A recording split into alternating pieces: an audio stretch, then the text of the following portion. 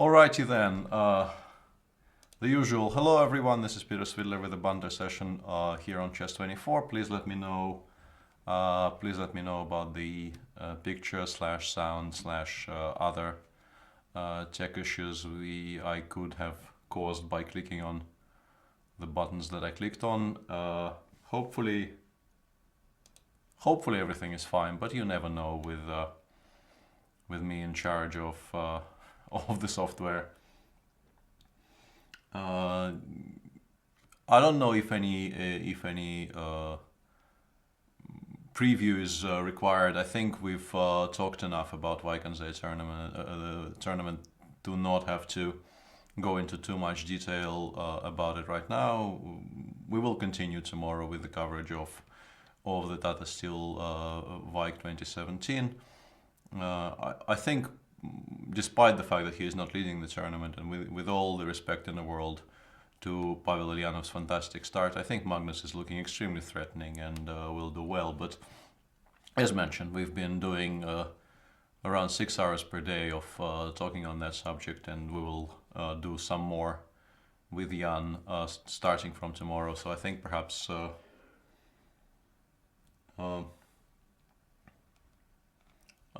since video and sound seem to be fine, I guess we can just get to the business of playing chess.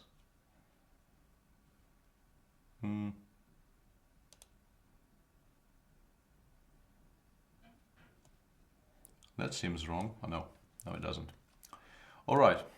There were some requests in chat as usual, and I will try to oblige, but some of them were extremely difficult to manage because, for instance, I would very much like to play the Traxler, but to get the Traxler, and I assume I would have to play it with black, I would need to find somebody who is not only willing to play the Italian against me, but also who will meet knight f6 with knight g5, and that is a set of conditions which is really not that easy to fulfill.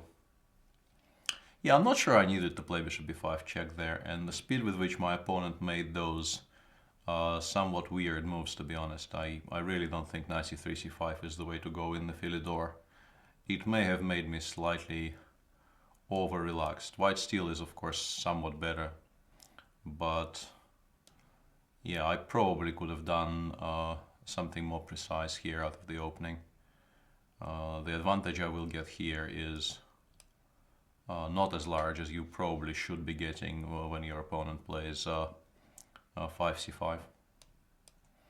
And I'm honestly not at all sure that I should be castling queenside, because this could backfire quite spectacularly. I have the option right now of taking on f6 and going into the endgame, but for the first game of the session, the temptation, of course, is to do something, or at least to attempt doing something more exciting than just playing an endgame with an extra pawn. If he goes g6 here, I really probably will have to, but yeah, I was hoping he will do something else. And yeah, in this position, once again, if I miscalculated and black has something very strong on the queen side, I will regret this choice, but I was hoping to get c3 in and drive the knight away. Yeah, I'm not sure about that square. I'm really confused here because the combination of my opponent's rating to go with, although I've forgotten about the a7 square, I thought this just wins a knight, which it doesn't, and then maybe I didn't need that move, but the combination of my opponent's rating, the speed of his play, and the moves he is making was making me quite seriously confused.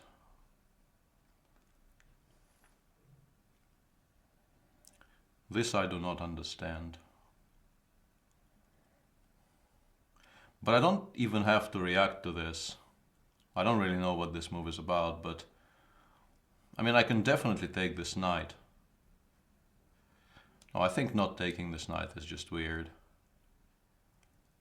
There's just absolutely no reason not to do this. There's nothing going on the queen side, and I will either trade some pieces on the king side or give mate. One of those two things will eventually happen here. Well, you might try to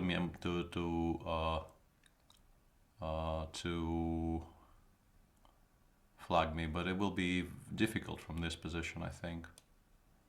This is a bit of a restrained move. I could have played something like knight f5, but by playing f3, I'm basically ensuring that he either gets mated. Yeah, okay. Now after queen e6, I can just play knight h5 and give mate. That was a somewhat weird choice by my opponent, starting with c5 on move 5, which really isn't how you're supposed to play the Philidor. Okay, so that was a bit of a warm-up.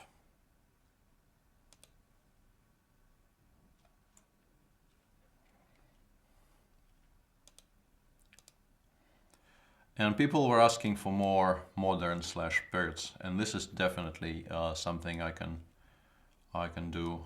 This was a major part of my repertoire some 20 years ago, so I can still sort of remember what I'm supposed to do here.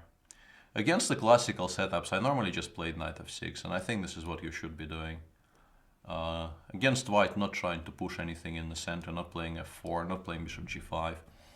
The play with a6 and b5 becomes a bit suspect.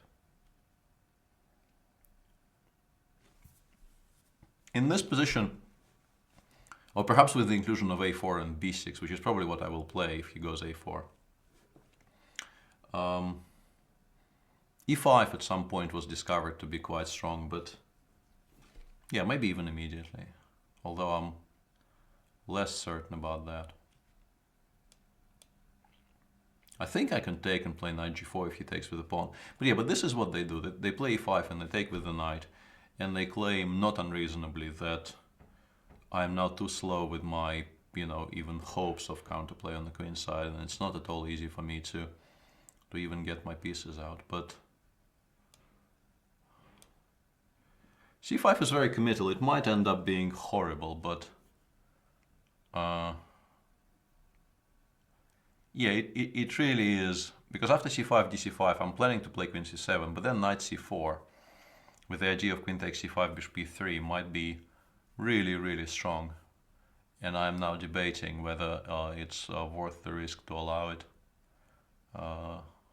Game sort of continues there. It's not resignable, but it's a very major tactical risk here.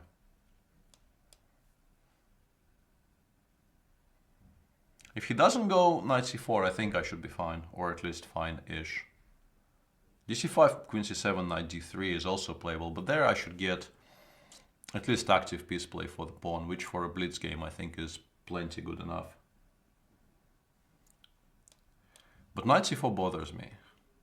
Knight c4 followed by knight bd7, that's of course the idea. I cannot really take and allow bishop b3 and knight b6, that just wins material. But if I play knight bd7, white can play b4. And shaking that setup on the king side would have been very difficult. I probably should have started with knight c6, but I'm not entirely sure. In some positions it might go to d7, which is why I went with this square. And I will probably play, yeah, I have to play queen c8 because queen c6, bishop f3 is just unpleasant. If he goes b4 here, I can play knight c6, a3, something like rook d8, knight d4. As mentioned, this is probably not a correct sacrifice in the sense that the machine will probably refute it comfortably, but it might be playable in a blitz game.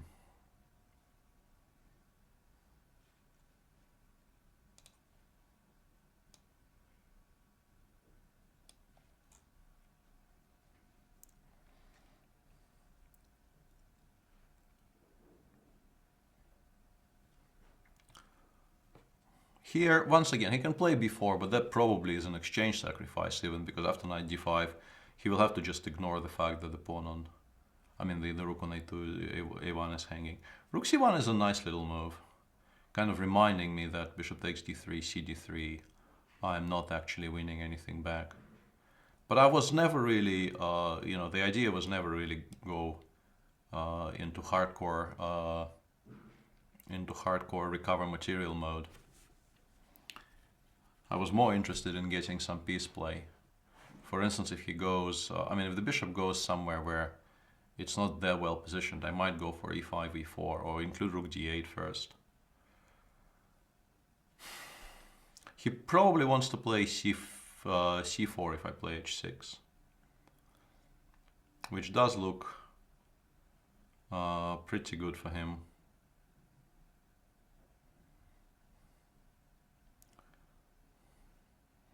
Yeah, I could have played myself into difficulties here. Positionally, I should probably take on d3, forcing him to take with, well, not forcing, actually with knight on d5, I'm not forcing him to do that. But it's very sad because he gets to stabilize, and my compensation, such as it is, will be somewhat limited. But I may not have a much better choice here. Because h6, c4 just looks very painful. Very, very painful. Unless I can... No, I think I have to do this. This is not a nice choice to be faced with.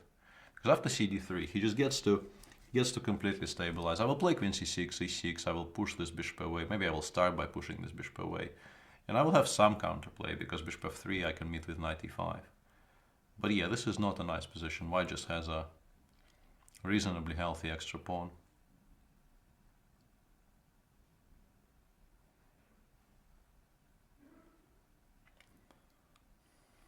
Yeah, I need to start with h6. It's also a bit sad, because if he just goes bishop d2, it actually supports the move b2, b4, which I think he would very much like to make here.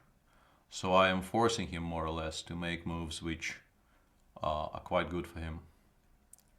Generally not a recipe for success, but yeah, not a lot of choice that I could see there. Also queen b3 could be very, very unpleasant further down the road. I might have to start with knight e5.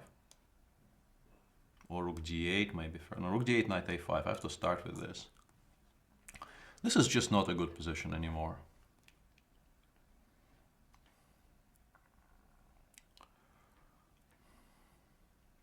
If you give me 3 more moves and do absolutely nothing with white, I might be okay, but as usual, these things are unlikely to happen.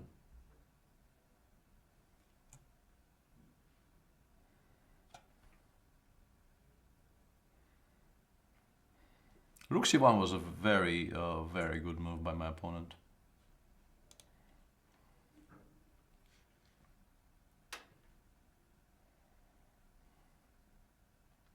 Not that I expected to actually fully equalize or something, but and bishop f3 here probably just wins material, which is what my opponent is. Okay, but bishop f3 next move is a very large threat, because there will be all those forks I will have to worry about. But we have to start with rook d8 anyway, there's really no choice.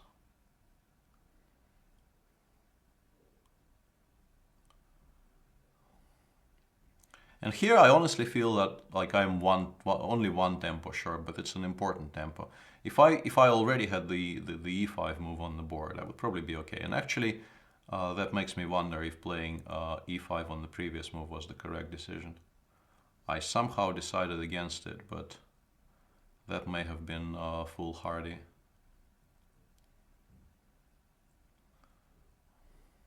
Because at least I would have created some immediate threats.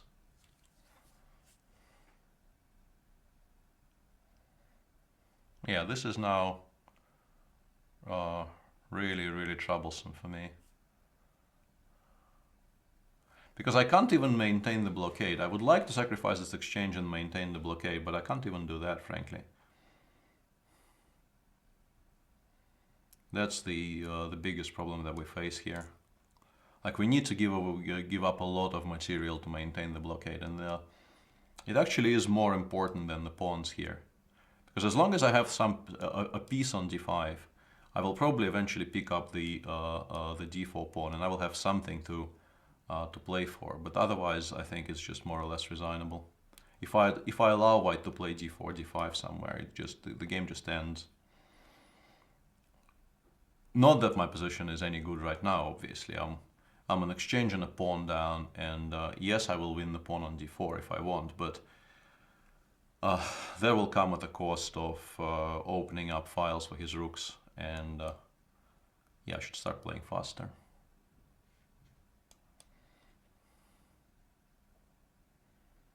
I think I will wait for as long as possible before thinking about taking on d4.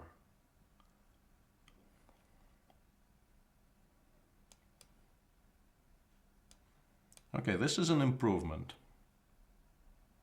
This is a definite improvement. My position actually might be very decent now.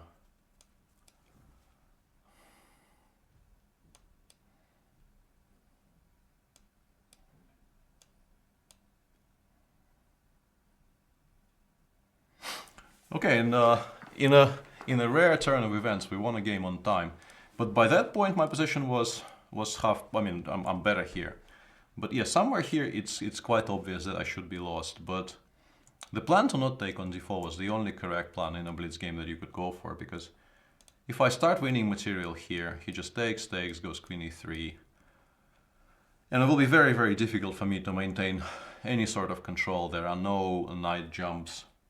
There are no knight jumps for me to use, and then he just goes b4, maybe doubles on the d file. It's a lot easier for him to play. And if I keep this horrible bishop on e3 alive for a while, it at least presents him with issues.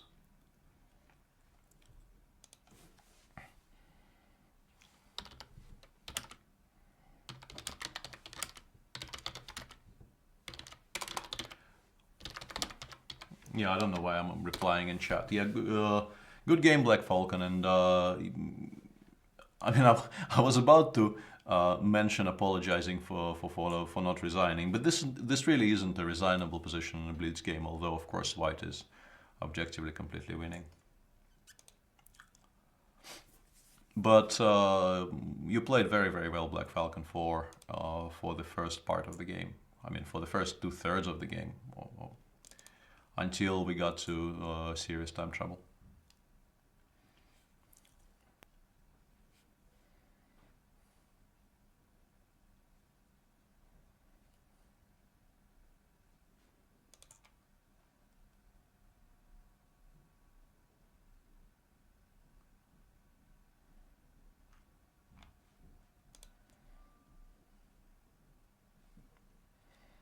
Hopefully we get this one started, because... Oh, Lawrence is in chat. We can play Lawrence, sure. If this one doesn't start in 5, I will actually look for Lawrence in the list of challenges. Okay, next game then. I believe I'm 0-2 against Lawrence on Chess24. I may have won a game since, but I don't actually remember if I did. I have a feeling I'm still 2-0 down. G6 is not a correct move in this position. You should play bishop b4, I guess, or bishop c5. This is not the way to proceed here, quite obviously, but did not really feel like playing correctly there. Yeah, crushing Lawrence is not that easy. Lawrence is a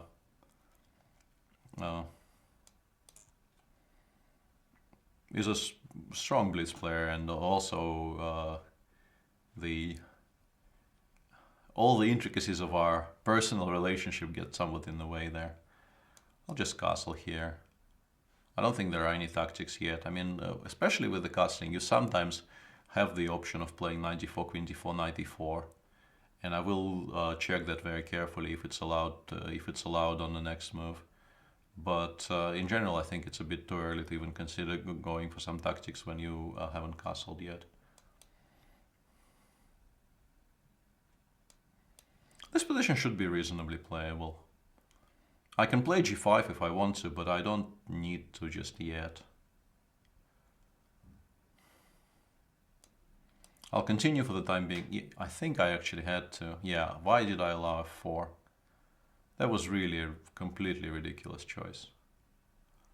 I said what I said, and then I realized that really there's absolutely no way you can allow f4. Yeah, not playing particularly well here today. That's just horrible. And the thing is, this is sort of, it makes sense positionally, but I don't think it works tactically, this thing, because he just plays queen d2. And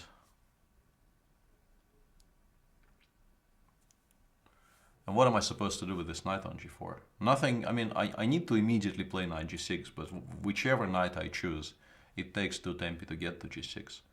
And yeah, that's just nowhere near fast enough.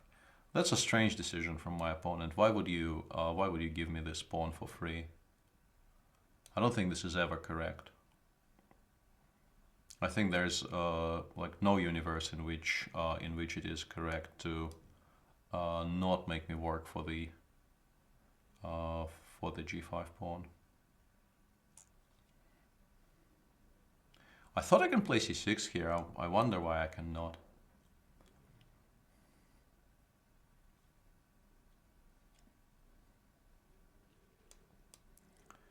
Now I can actually, I mean, these endgames will be much better for me. But sadly I don't really see anything better than those endgames. I will have to go for that. After king h1, maybe I should have paid more attention to other options, but as mentioned, this is a very, very pleasant endgame for black because of how strong the knight on e5 is.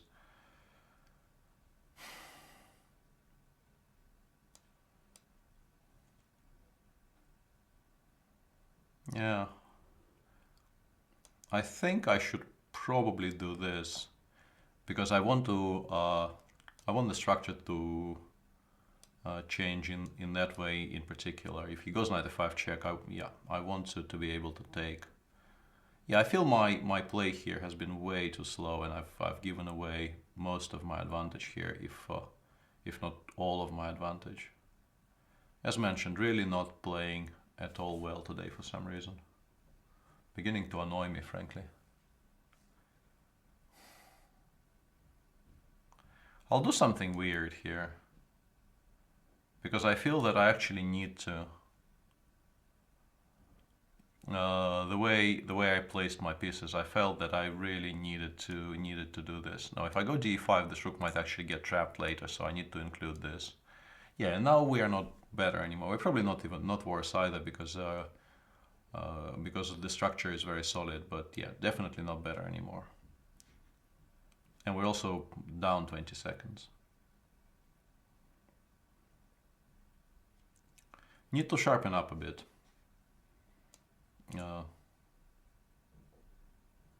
Okay. I'll give him this rook b3 move because it actually doesn't achieve all that much, and yeah, exactly. This whole thing just gave me some prospects on the queen side. Sadly, it might not matter a great deal because we're still kind of losing on time here. Whoa. Okay. No, but this just loses, no? I assume.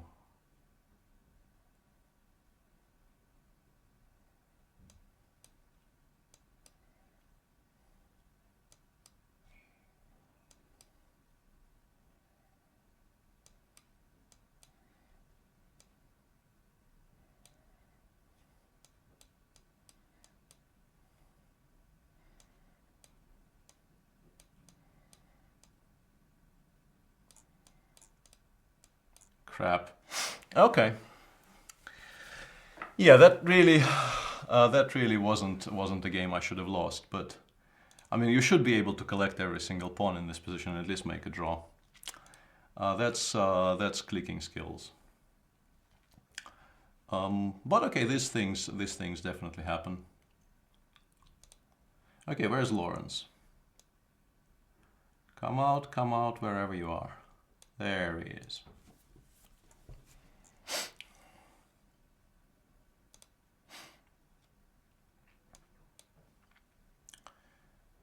$28.06. Yeah, no joking matter.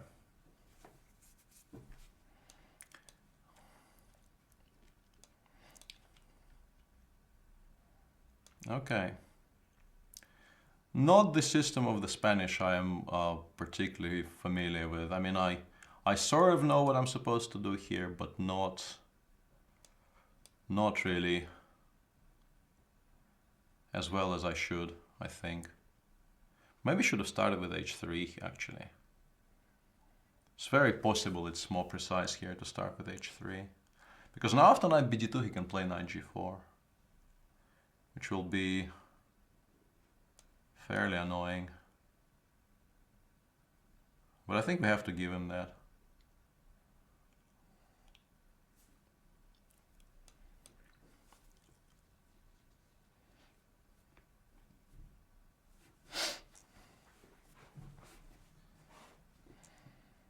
Yeah.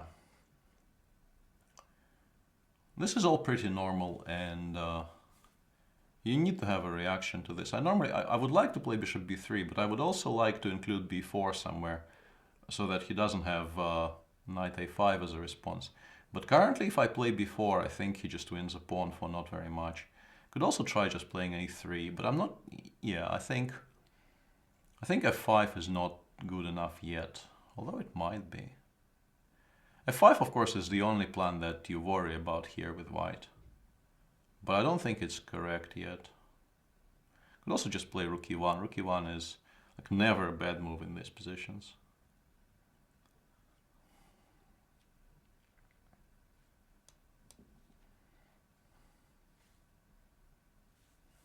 No, please don't slander our good friend Lawrence. Lawrence would not stoop at as low as using an engine against me. He prides himself on being able to beat me without any outside assistance.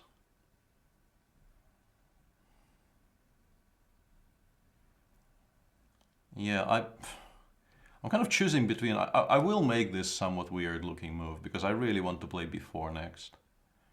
I think it's important for me to have b4 as an option next move.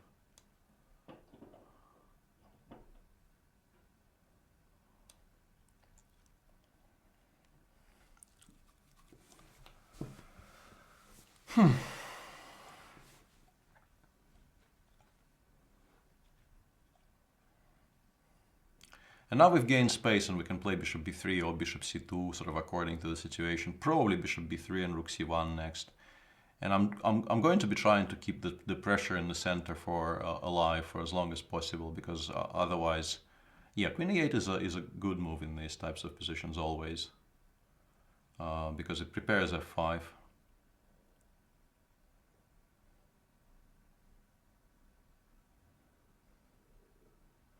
Yeah, that's always a good idea. Lawrence is completely correct here.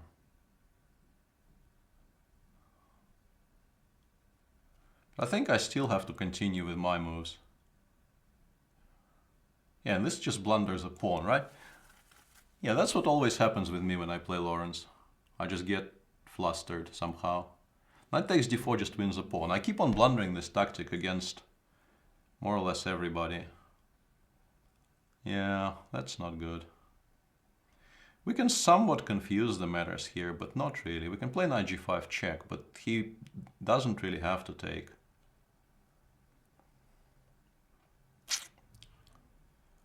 Yeah, this is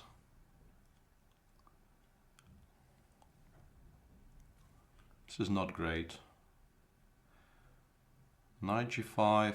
Do I want that change or not? Yeah, I think I'll try confusing him there a little bit. I think king g8 is the best move in this position, but I'm not sure if he makes it. Yeah.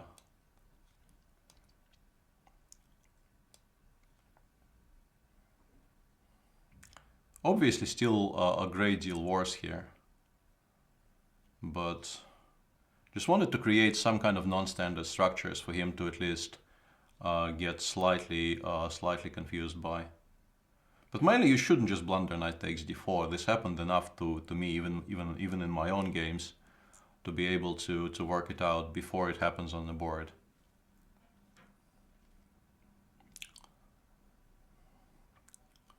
Yeah, b6 is a move, definitely, but I was kind of hoping that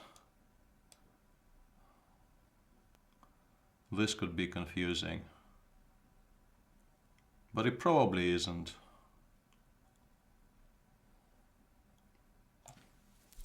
Yeah, knight e5, queen f5 is very strong for him. Although I can actually play knight f3 there and I have a threat of g4. Knight e5, queen d5. I can also start by bc. Yeah, maybe start by this. And maybe even take on c5 with the rook, because if he plays f6, this knight on h5 really will be a bit stuck, and g4 will be a serious threat. Really? Okay.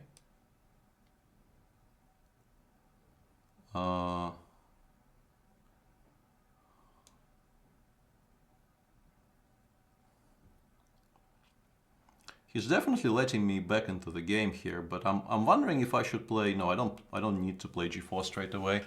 I can start with bishop d2, and now I have two threats. One is g4 and one is bishop b4. So I have a feeling objectively I'm suddenly doing very, very well, but yeah, still remains to be seen if I will be fast enough. Yeah, this position should be very good for white actually, despite the fact that I'm a serious amount of material down.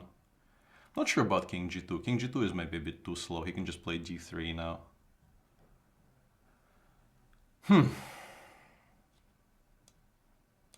But we have a very serious pawn on c7 going, and if we manage to take out the pawn on d3, we will be doing very well.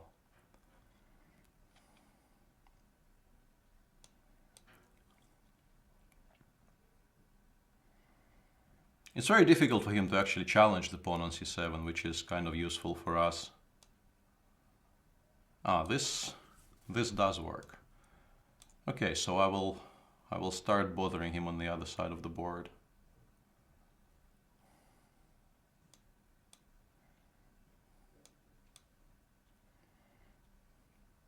From a practical viewpoint, we have a very nice position here, actually, but objectively, I may have given up too much in the early part of the game for this to be any good.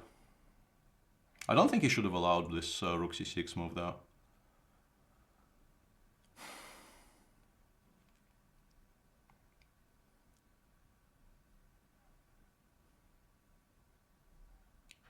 Okay.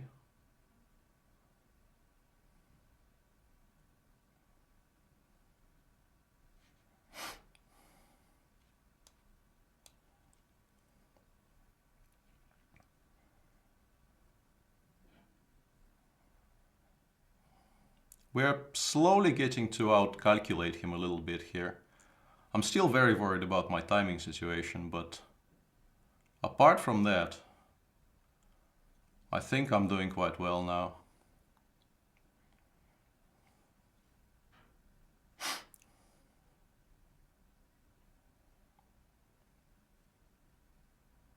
Yeah, and I'm actually not paying any attention to chat right now because this is way too complicated to casually look at chat while I'm doing this. Okay.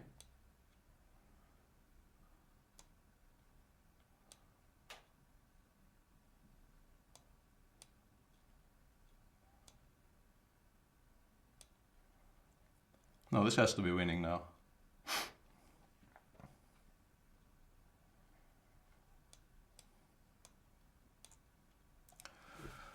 Oof. Actually, I wasn't in the minus against Lawrence. The machine tells me the score is 4-4 currently. And now I can finally breathe out and have a look at what people were saying while this was going on.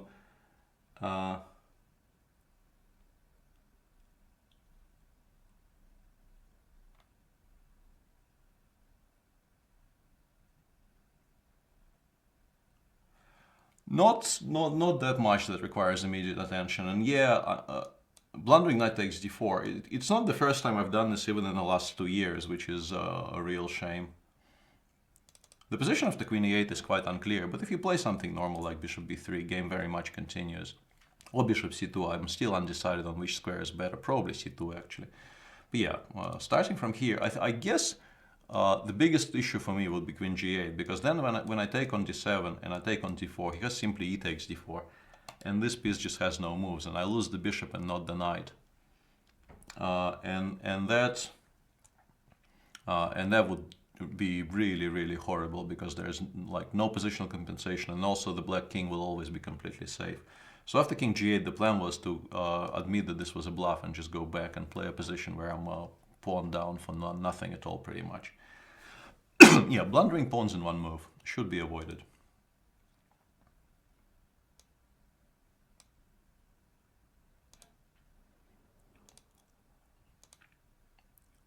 I wonder what reason people could have for challenging me again, having played a game against me 10 minutes ago. I'm really...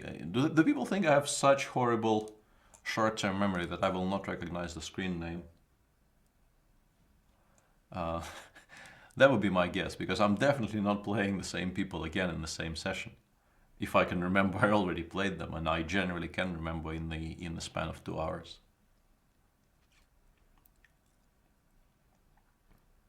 Yeah, Lawrence, you were obviously clearly, well, I guess, you know, if we don't mince words, after rook c1, knight g4, you have to be winning. But then it got tricky, and you allowing c6 in particular, I think, was reckless.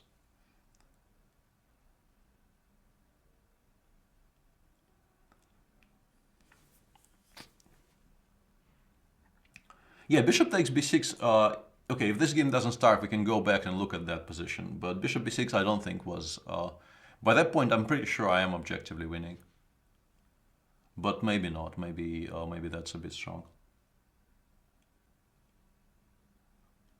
Yeah, okay, this one is not starting, so I will actually... this will... let me check how it looks on the screen, because it might not be... just for a second, let's go into this view, and I will return to the normal view in a second. I mean, to the board view. Okay, so yeah, that works. In this position, if Lawrence takes on b6, I can take on g6 with check, has to play queen h8, and I have queen h5 check. And the only way to reply to this is queen h7, and then I go rook h6 check. And during the game, I thought this was just winning for me, but perhaps the engine says it's not. And the biggest issue for black is not even that I'm threatening rook takes h7, but that if you do something like, for instance, I don't know, bishop takes c7, I think knight g5 wins. Because f3, king f3 is just one check, I will return to g2, and if you have to take on h6 with the queen, then I will, I mean, maybe I don't give mate, but I will definitely pick up a lot of material. So the question for black is if there is anything really sensible to play here. And I didn't see anything during the game, but perhaps the machine corrects me. But that was the thinking, the thought process that went into the decision to take on d3 here. And I think it's correct, but yeah, once again, perhaps the machine laughs at me.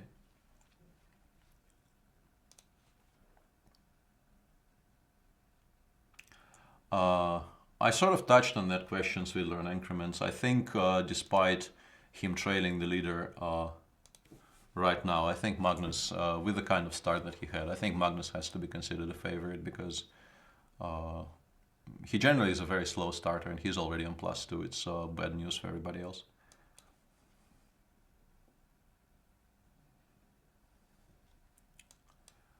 My life on high, I hope I covered what you were asking there.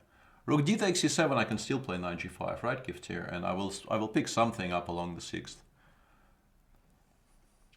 Yeah, after bishop a3, you kind of have to go for these funky things, because after knight f6, in particular, I mean, both f3 and also even h3 are quite unpleasant replies.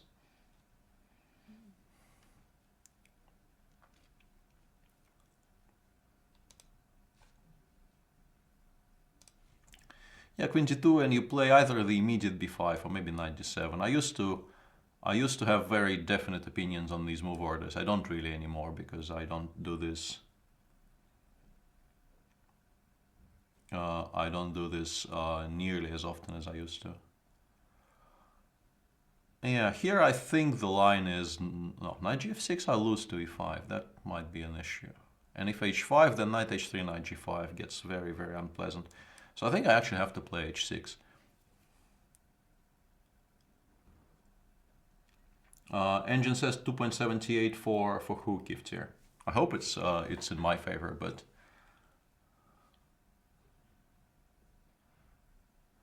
why isn't Tata Steel chess commentary free for all?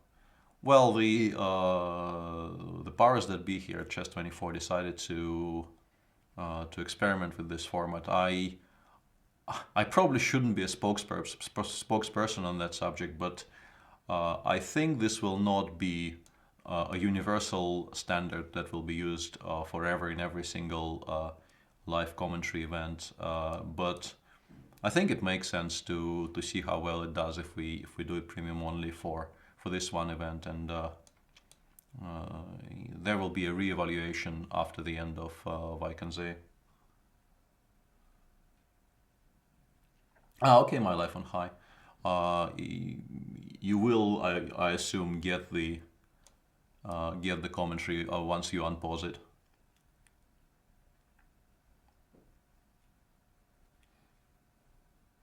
No, I'm not playing Stavanger this year, Charlie L.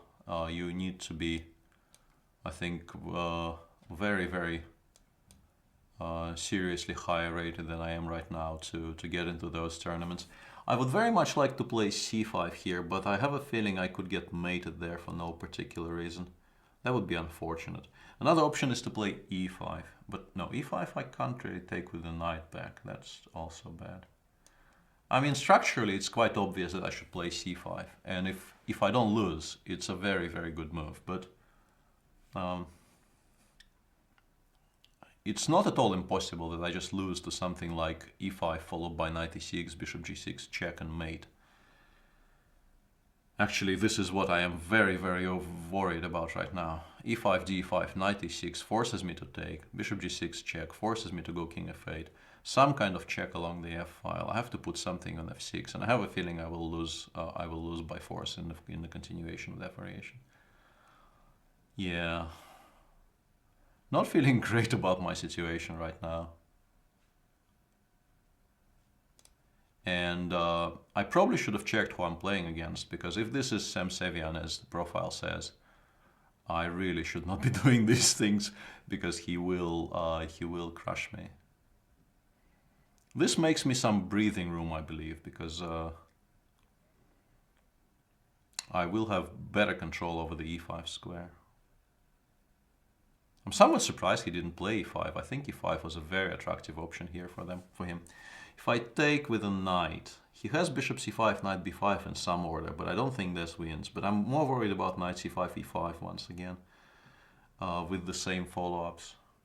dc5 is a bit slower, but it does allow me to hope to land the knight on e5, and the knight on e5 will be a lot better in terms of not getting mated immediately.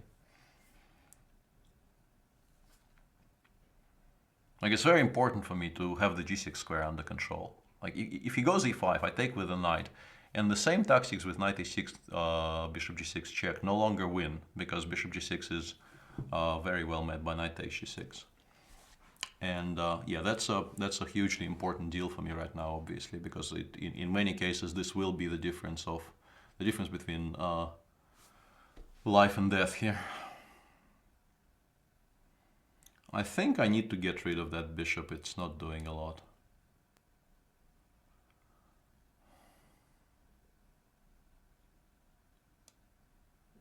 Whoops. Yeah, I would dearly love to have the option of playing queen d8, d6 here. I can play queen c7 though.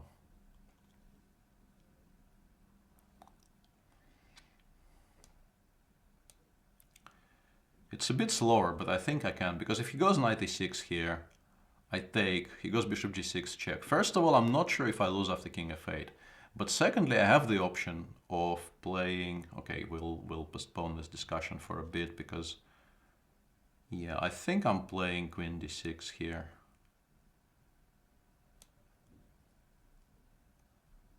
I think I'm playing queen d6 here, yeah.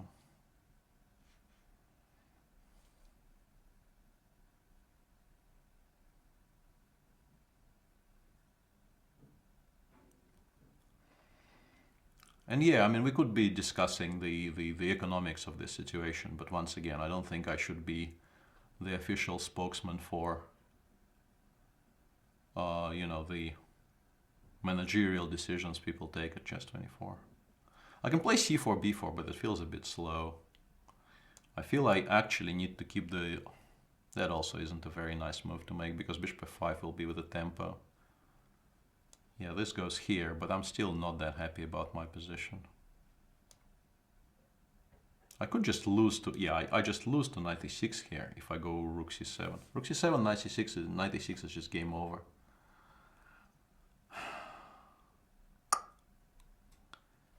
Yep. Actually, I think I have to do this. And this now objectively is obviously a lot of trouble for me. And that's putting it incredibly mildly. Yeah, I was... yeah, if he doesn't play knight d3, I might have a chance. But if he does play knight d3, I think my position is just lost. Because I don't get my counterplay started in time. Yeah, this is the problem with playing the periods. It's against people who know what they're doing. You often get into these types of situations, especially if you're playing like these quote-unquote ambitious setups where you are trying... Yeah, okay, now I just resigned. I forgot d5 is hanging. Well, sort of resigned, but yeah, I don't really... Against Sam, I don't really mind resigning here. It's not out of place at all.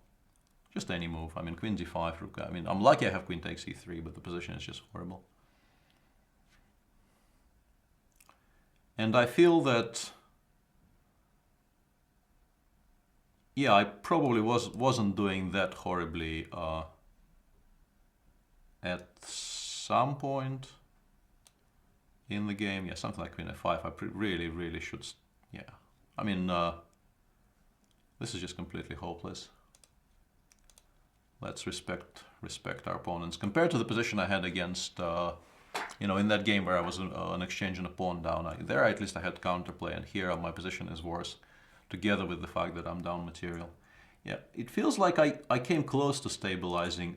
I think I was getting mated after e5, but once this didn't happen, it does feel to me like I came very close to stabilizing, but never really did stabilize. Perhaps it was better for me to take with the knight here, and after e5 try to castle queenside, because with the bishop still alive on b7, it maybe feels slightly more playable. But the in general position is just very dangerous and very difficult to play. And the hope was that I can play rook c7 here and keep the king on e8, of course. And if I keep or maybe castle next move. But here the issue is that he goes knight e6, f-e-d, and then unfortunately I just get mated on f7. I'm sort of half a tempo short here, and I don't get to castle. And once I miss this, like in this position, it looks like I probably will get mated if I castle, but I still have to castle, I feel. That's the only way to play. But I thought I still have time to include knight e5 and only castle later, and that turned out to be incorrect, and then there's not a lot you can do. Anyway, well played by my young opponent. Good attacking game.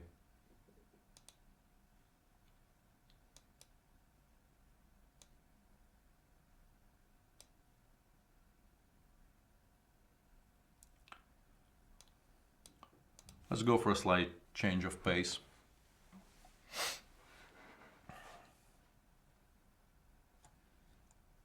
That is, if I can actually click on something. What's wrong with my clicking? Really not sure what's... Oh, okay. Something weird has been happening on my screen. I apologize, but we finally do get a game. And let's continue with the attempts to play the modern. Maybe I'll get better at it as the banter goes on.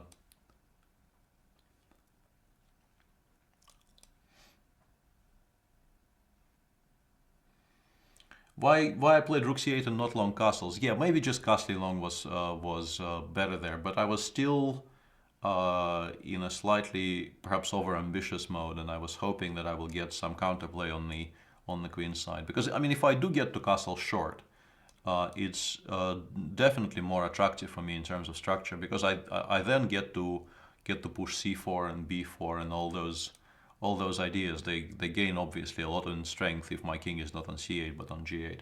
But as mentioned, it was connected with the simply was connected with a tactical oversight, and really not a lot to say apart from that. You can't really miss 96 in that position and leave. Had I seen 96 before I played 95, I would not have played 95.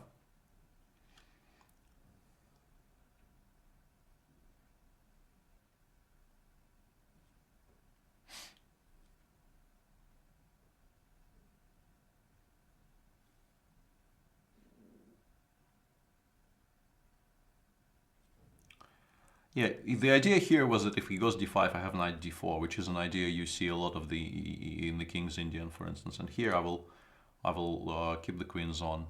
Don't really want to. d5 is a playable move, of course, in this position, but it's not that this position is so great for black. But I would like to have the king and the queen still on board to have a slightly more livelier position whenever possible.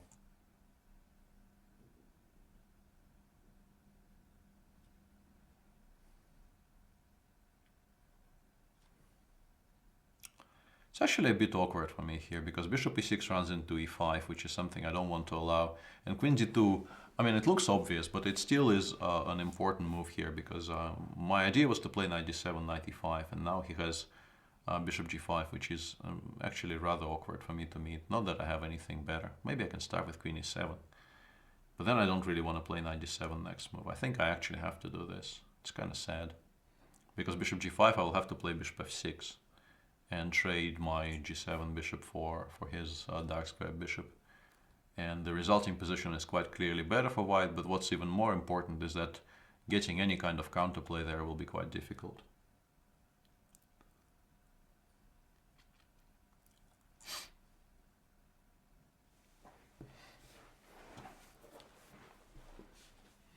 Perhaps the reason I'm not doing so well is that I'm not using the full powers of this awesome gamer's chair and not leaning back.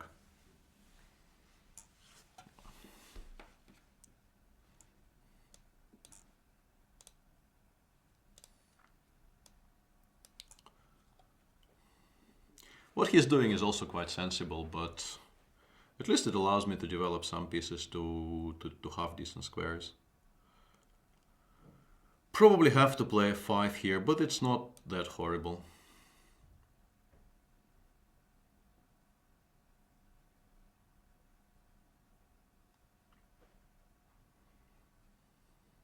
Takes knight g5 though is quite awkward for black here.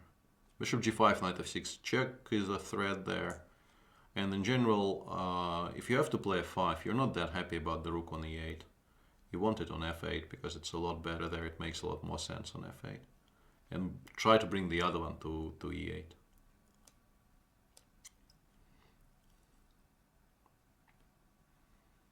Yeah, I mean, it's well publicized increments. I even took a very drastic for myself step of tweeting about it.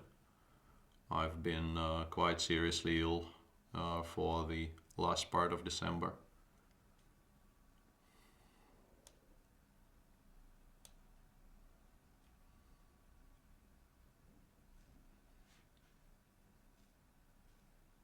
Knight e4. I thought he wanted to play bishop e4. I was kind of playing against that. But knight e4 actually makes a lot of sense here because knight g5 is a really important threat for him, which I think has to be stopped sort of manually by playing h6. But this is really asking for something bad to happen to myself after f5, bishop h6.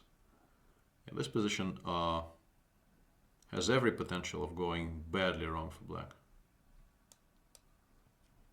Like g4, I think, is a very strong move right now. Not because it looks threatening, but because simply cutting out the bishop f5 idea makes such perfect sense for white. What he's doing is also, I think, perfectly sensible because this creates the threat of f5, which is not that easy to parry.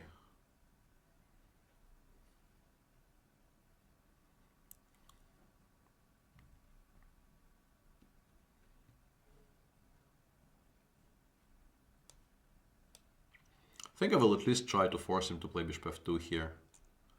And then I can maybe play queen e7 or queen f6 or something, and then at least f5 will not be as strong of a threat. And here, if he goes f5 next move, I might have bishop b5 as a reply. So I think maybe this gives me some breathing space to at least play rook a d8. Maybe get d6, d5 in, improve my situation slightly by gaining some space in the center.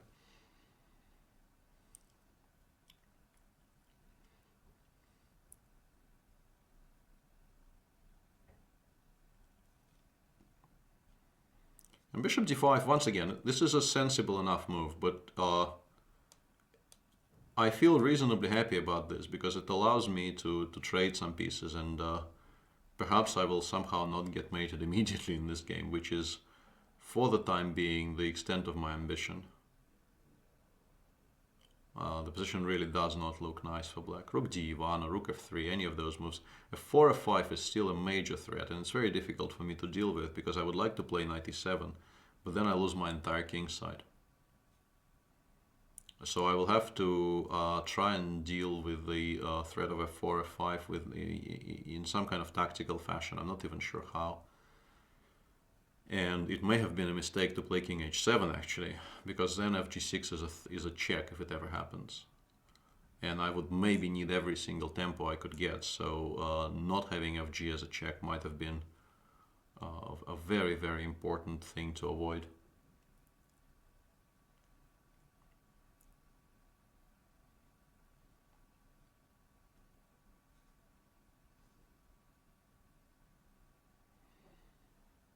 Bishop c1.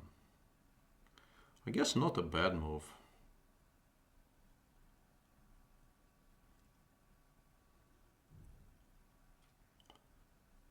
I think I kind of need to start mixing it up here.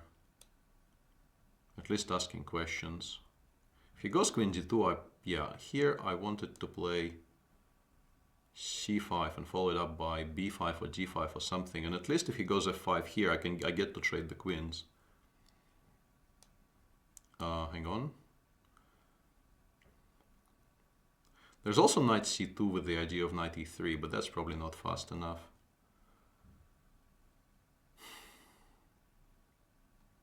Almost played d5, but d5 is not a move. I guess I just need to bring it back and hope. Rook d3. I'm not sure what this is about, and he continues giving me these small segments of time to try and consolidate somehow.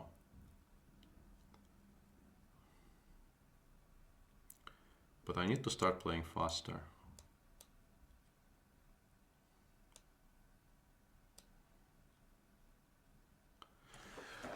Yeah, that was a good regrouping from him actually, and mine actually did not make much sense at all.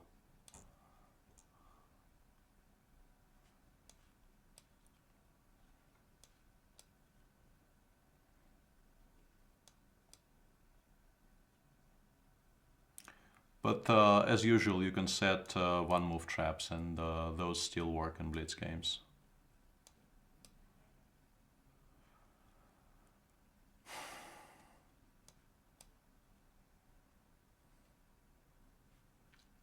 Not very proud of my play in this game. I think, but objectively, this position is just horrible, and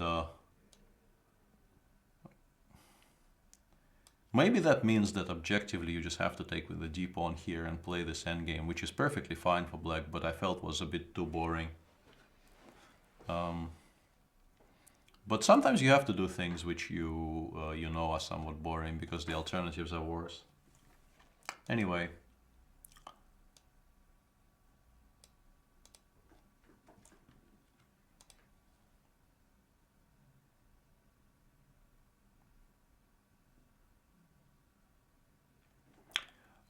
Peter, since you play the Sicilian, why would you ever choose to play the Pearson over it? I've played so many Sicilians in these bunters that I just feel like mixing it up a little bit. But I think maybe it's been enough. It's been enough Pearts for today. Let's play e5.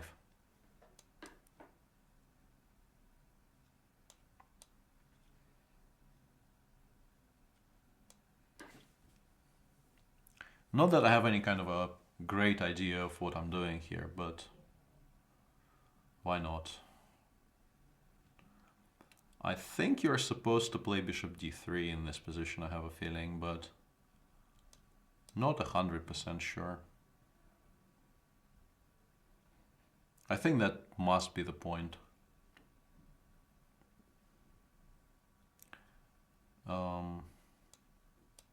Castling cannot really be wrong here. And I think it's time for black to take on e5, because otherwise I might have, I might start getting ideas.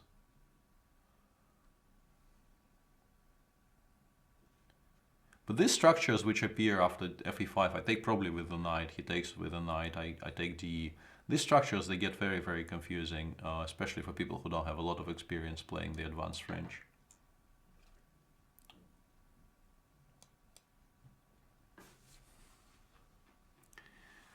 First question he had to face here, and he opted for a decision very, very quickly, but I think it was very much worth his time to consider playing c5, c4, so that I don't get this. Not because it's such a threatening move, but because it stops him from landing the bishop on c5, and that actually I think is very important.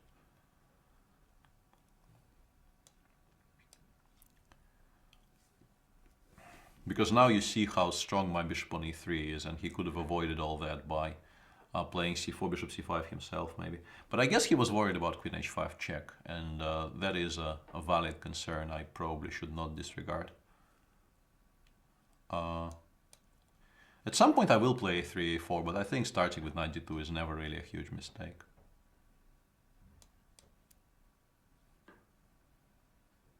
Knight f5 I will just take, of course. b6 should not be the way forward here, I feel. I really, really want to find some tactic connected with b5 and then knight takes c4, but I don't see it. So I will restrain myself.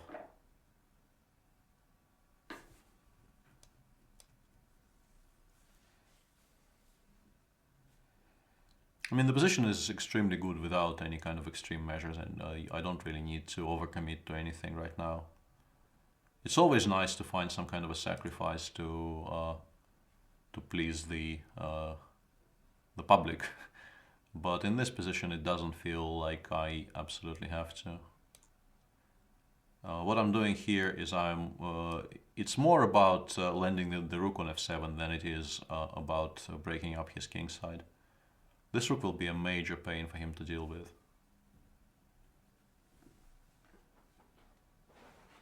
To the extent that I can, if he goes hg, I think I can just play h3. This rook is so important that I can just waste a tempo and a full pawn on not allowing any checks. Although objectively I think rook takes e7, bishop takes h2, and the king run towards the e2 square is probably it's probably also winning, but I don't really feel like allowing him any checks even.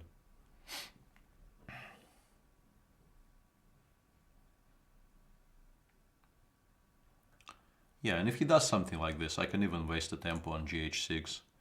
And now my position is better, and I also have an extra pawn. So yeah, that should be very, very good for me.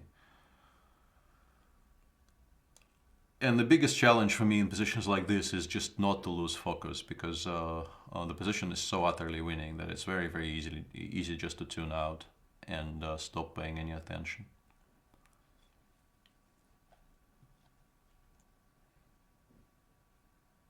Which generally is a mistake, because even in a position like this, it's still possible to go wrong. For instance, if black plays something like bishop c7, and you pay no attention to what he's doing in the center, and he somehow, oh yeah, okay, that's not a good move.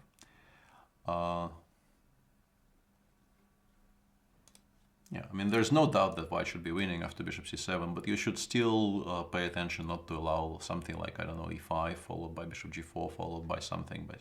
So perhaps even you know, a trading move like bishop f4 could be considered here.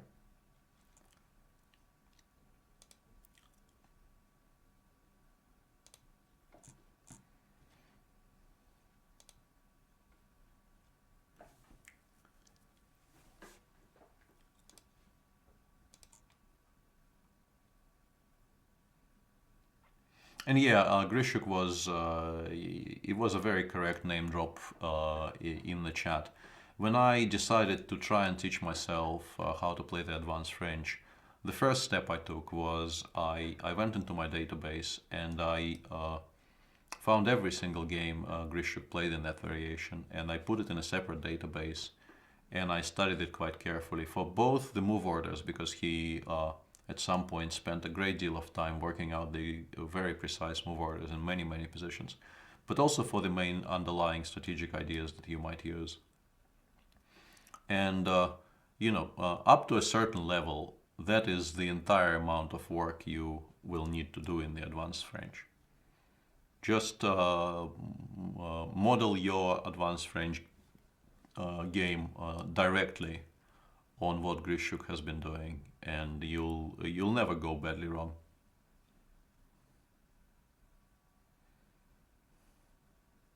That's an interesting move I completely failed to consider, because it's not something that normally happens in Sicilians, but it's not gonna distract me so much.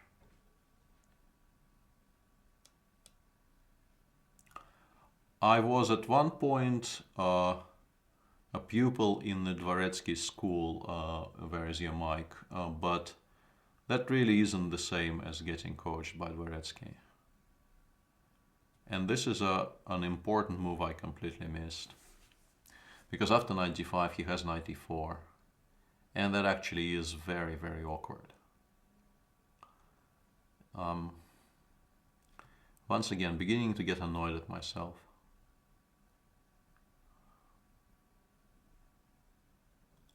Because I can play knight g4, but I really, really don't want to. And yeah, and my another idea was to play knight g5, knight e4, knight e3.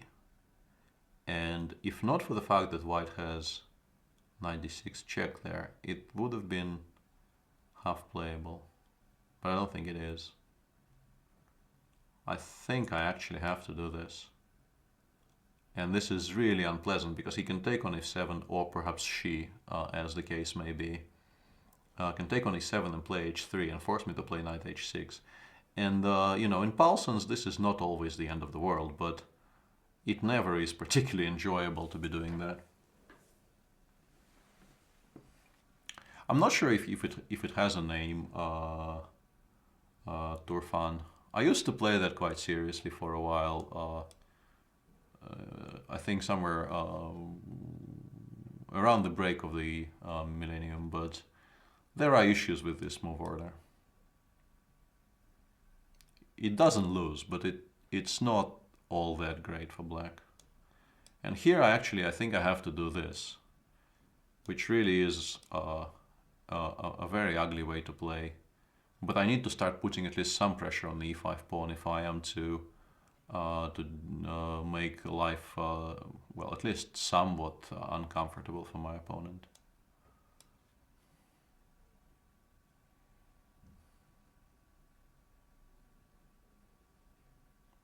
And I can play something like f5 next, or f6. I don't know if it matters which move I choose.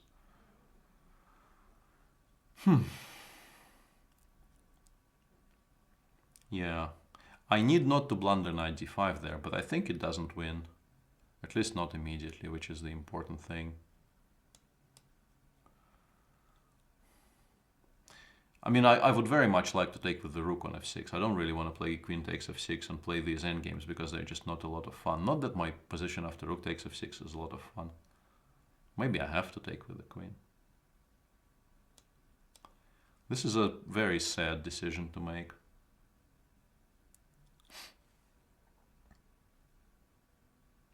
Yeah, it's a weird line for sure, Turfan. I don't disagree. But the thing about the Paulson, and this line is a good example, is that you sacrifice, well, not sacrifice, but you kind of, you do things which you don't normally do in these types of positions for the sake of keeping your pawn structure as flexible as possible. Because that allows you a lot of additional opportunities later in the game. And this is a very extreme example because you're not really committing to any piece development at all, but you grab some space on the queen side, you make sure white never plays a4, you get the b7 square for the light square bishop, and so on and so forth.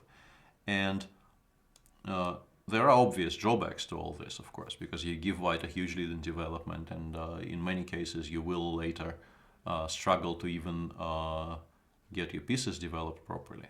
But in terms of fluidity of pawn structure, this is definitely, you know, one of the top options. And this is why I personally, for instance, was attracted to it. Is that you do get a lot of options, and you do options later, and you do get you know, a reasonably free-flowing structure with plenty of possibilities for improvement later in the game. I've achieved more or less everything I set out to achieve, and my position is still not that great, which kind of shows just how much of a head start I've given my opponent here.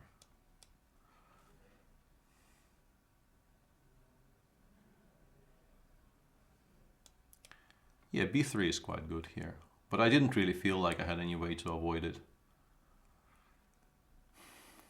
I would like to find a square, like I need a combination of two factors. I would like to find a square from which I could make a knight move that would land the knight on c5 next if he goes c4.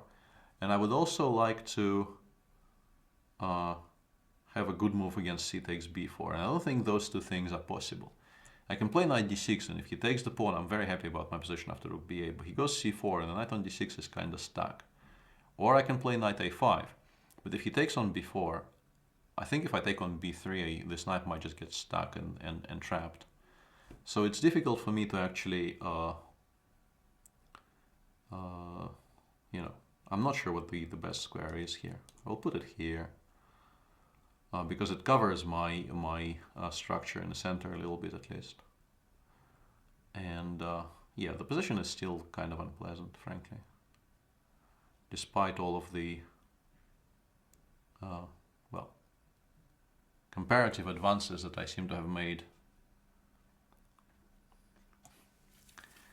Yeah, I mean, this might lose, but I feel that this is the only way I get any counterplay.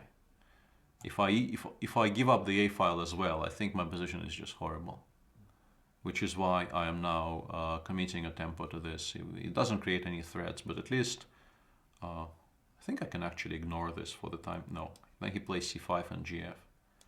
Can't ignore this.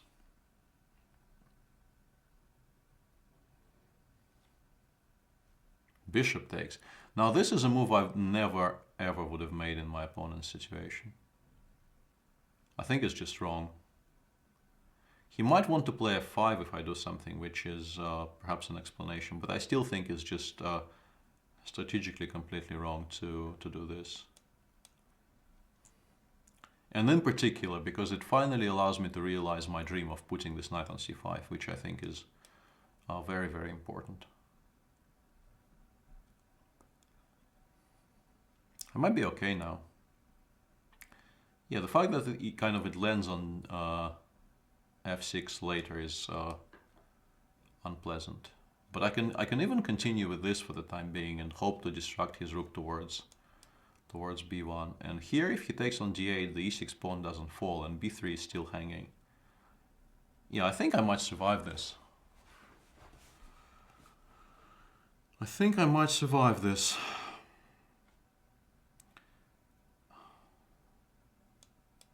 If I don't lose on time, of course.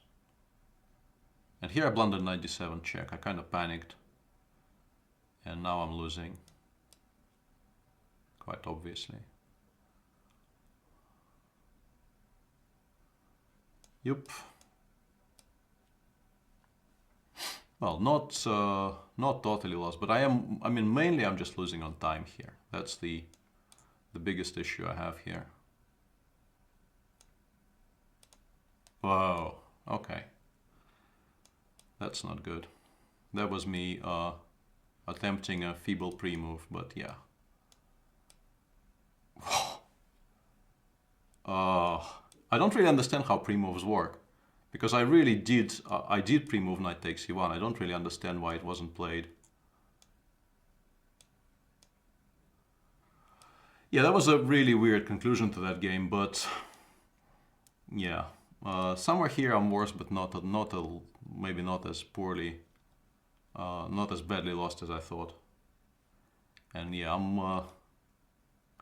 I played better Banter sessions in my life, I will say that. In terms of results, I'm not maybe even doing that badly today, but in terms of game quality, I have to say that I would very much like to play better than this.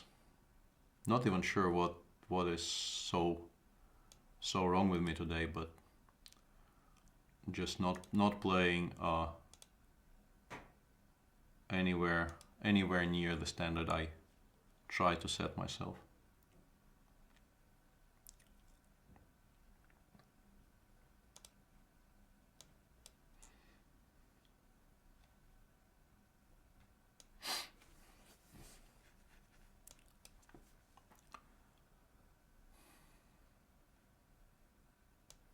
I think you start with castles here to have other options if you go c5 immediately.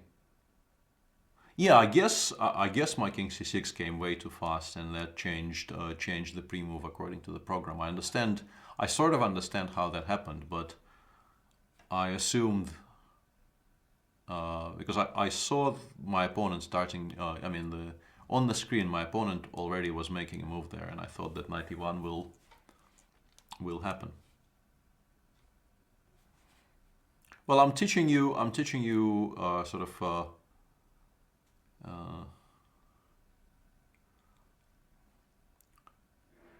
I'm giving you plenty of examples of poor play today. I don't know if that's exactly what you came here for.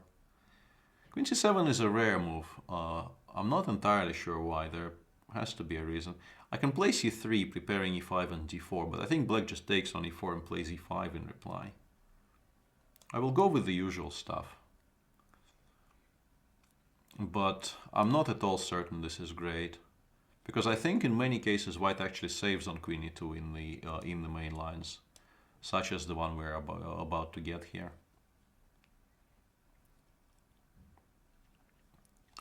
Bishop b7 in general I would consider to be a waste of a half a tempo. You don't really need this move. You want to play b4, a5, a4, and the bishop might in many cases just go to a6. So I think bishop b7 may be, yeah, teaching you how not to play. Yeah, exactly. I think it very possibly will turn out not to be the absolute best square.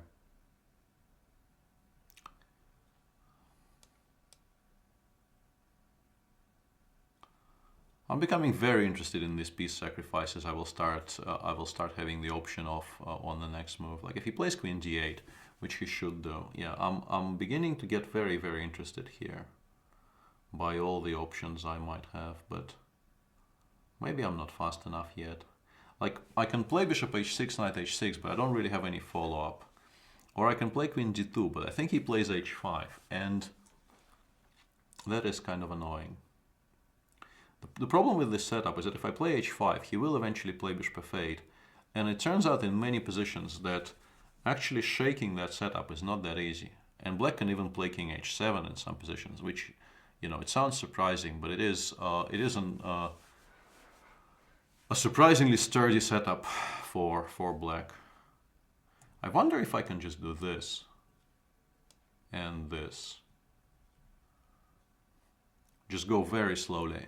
Well, I mean, not very slowly, obviously. I just sacrificed the piece, but well, comparatively slowly, because you normally want to sacrifice and immediately give a check. But the black pieces are so far away here that it feels like this might be fast enough. Especially since I don't really see how black starts defending here, because king h7 runs into knight g5 check, I think, with decisive effect. Yeah, I think knight g5 should be... I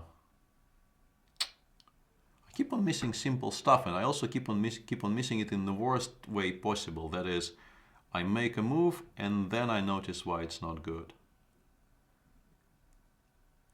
It really is beginning to drive me insane here. Just absolutely insane. Because I thought queen g6, knight f7 just wins, but he has king f7. I mean, sorry, king h7. And here I have to switch to positional compensation. I'm still doing sort of okay, but I should have given some thought to other options, of which there were, I'm pretty sure, plenty. Since this is not really winning. I mean, it's playable, but there's no way that this is, strictly speaking, required for white.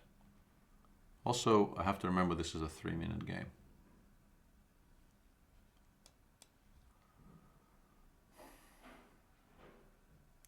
Which means that I will probably just lose it on time, and all the rest of my commentary is completely irrelevant.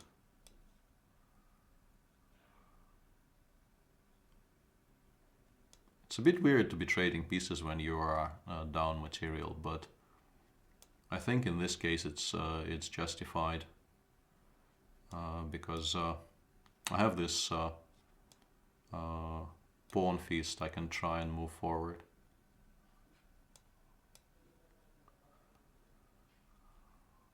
Or I can just blunder it and lose. That's also a possibility, of course.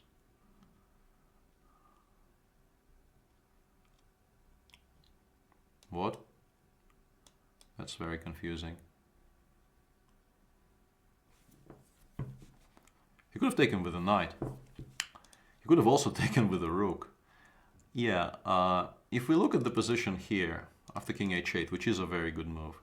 For instance, I can consider playing bishop g5 here for positional compensation. I could have considered playing knight h2 followed by knight g4 and playing slowly. There's plenty of things. I maybe would have settled on the same thing I've done, because at least it wins me the third pawn for the piece. But I just automatically assumed that in this position knight f7 wins somehow, which it doesn't, because after king h7 I once again will have to trade queens. Also, I maybe should have given more consideration to this, to have a different material balance on the board.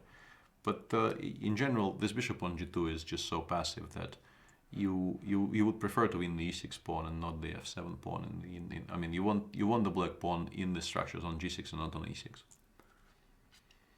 Yeah, I am sometimes lucky. Sometimes lucky, Jabaroni.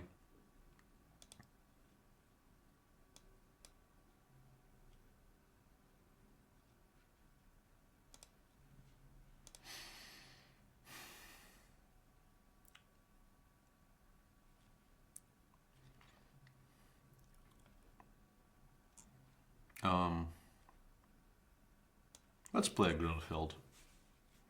I so rarely actually play the Grunfeld in these sessions, and it feels good to do it every now and again. Okay, so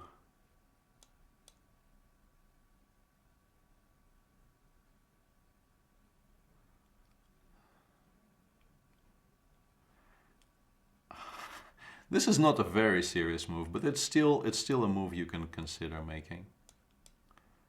With this idea, of course.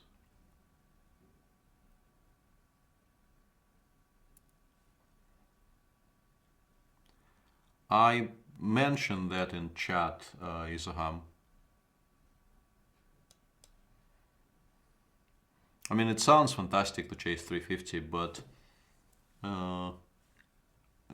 on that ground, 350 wasn't as huge a score as it sounds.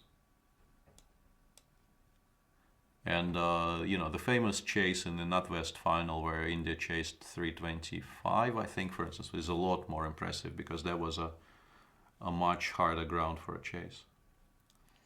I should have an excellent game here, but I also need to play very fast, not in terms of time, and time also, but sort of in terms of creating initiative. Maybe a5, a4 was an even better move there. So I want to play a5, but I'm not sure if that does anything. And I will use the somewhat larger audience I have when I'm actually streaming live to once again plug my favorite cricket blog, which is kingcricket.co.uk. which had a very, I think, sensible article on the subject and in general on the value of runs and the comparative nature of runs scored on various pitches. Not gibberish. All of these words actually mean something.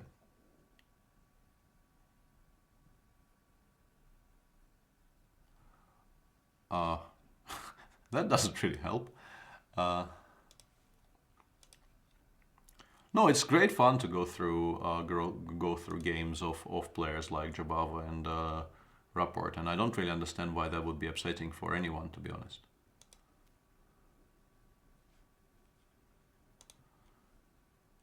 kingcricket.co.uk.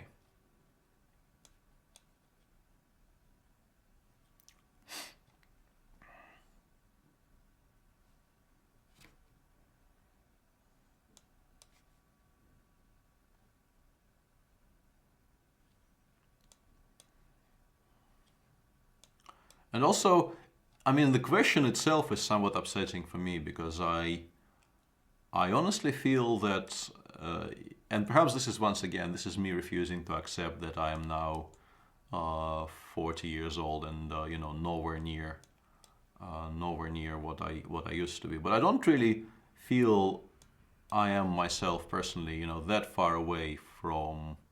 I mean, I don't play stuff they play in terms of openings, but I still consider myself as capable to sort of hang with people like that if we get a sharp tactical game. So.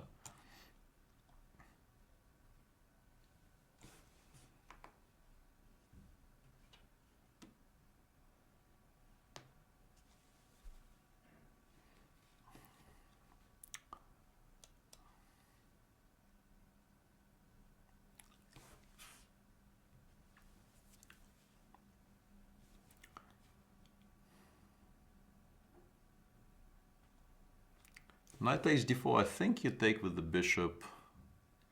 And in this position you are supposed to have additional options compared to the normal lines with g4. I suspect they are probably in connection with this and knight e4. Yeah, Marit is correct there in chat.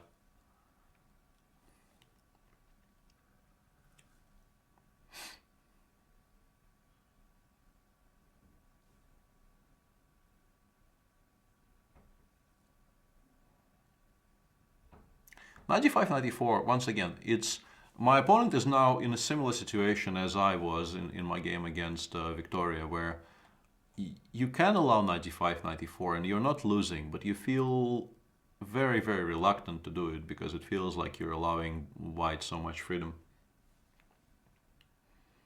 But the alternatives, for him in particular, I think for him more than for me, are very, very unpleasant, because if he goes b4, I can go ef6 and fg7. And in this position, I think he needs to go knight b4. Or at least I thought so. What he played is also sensible. But maybe I can get things under control by playing c3 and bishop d3. And now with this battery established, even let's say knight f6 check becomes very much. Yeah, I think f5 is a good move here because it's very easy just to blunder mate if you allow knight f6 check in these positions. And here I should be better, but once again, nothing is really a given, and it's not that easy to settle on a move. Let's say I wanted to play queen g5, but maybe even the simple rook f7 just solves every single problem for black, which would be not a good thing. I'll go with a slower move for now.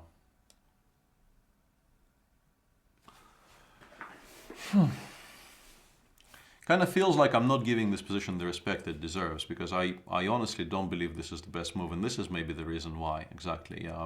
I made rook he1, and then I realized I wanted to stop e5, and I actually didn't. And you kind of need to stop e5 in these positions. Because if black assumes control of over the center here, you are really not doing your job properly.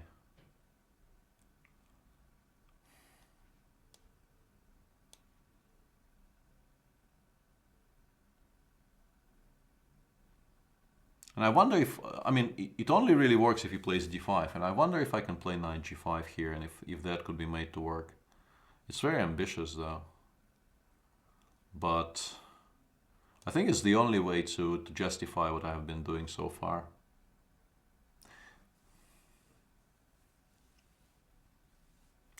Queen g5, rook f7, Turfan, as mentioned, and black, I think, just forces me to start trading on f6. Queen b8, I am reasonably happy to see this move because I think it gives me additional time to do my things.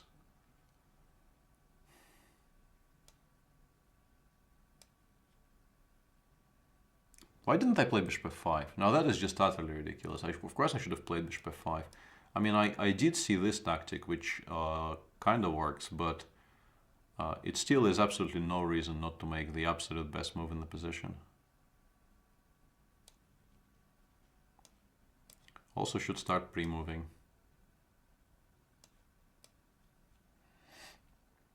And now white is most certainly better, but whether this will be enough in the very short time I left myself is completely unclear.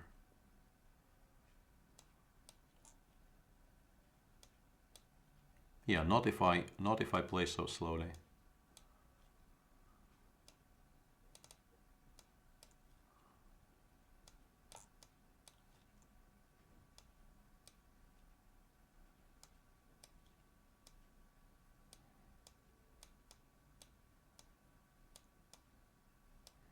At least I'm not going to lose. Which is, I think, an acceptable result against people trying to flag an old man like myself.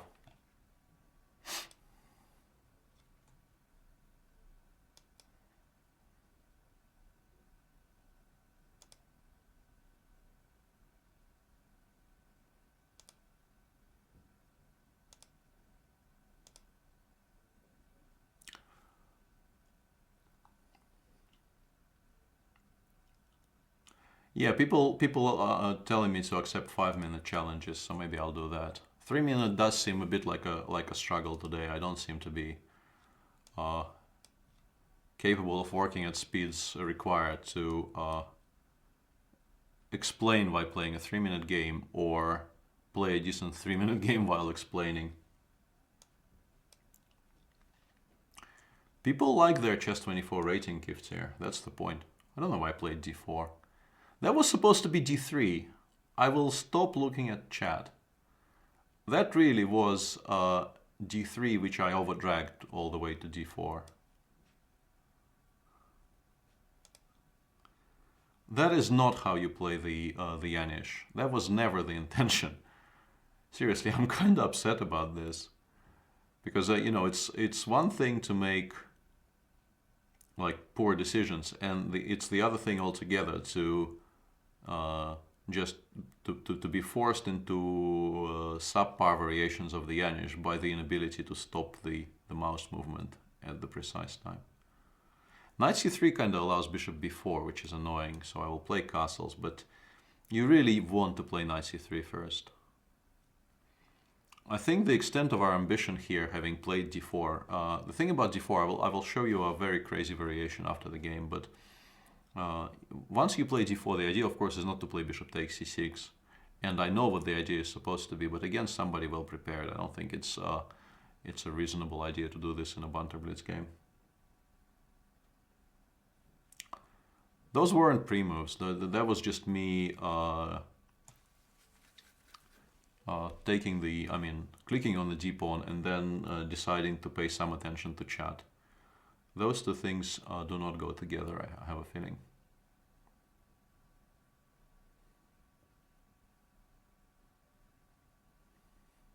This could go very, very wrong.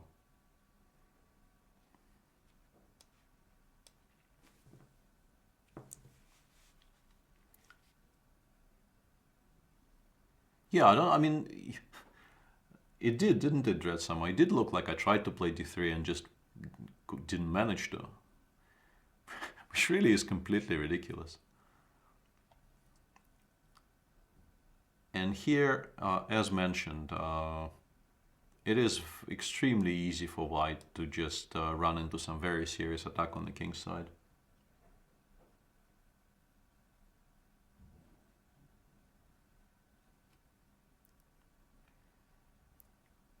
After queen e8, I might have to actually take on f6 and go knight ec4.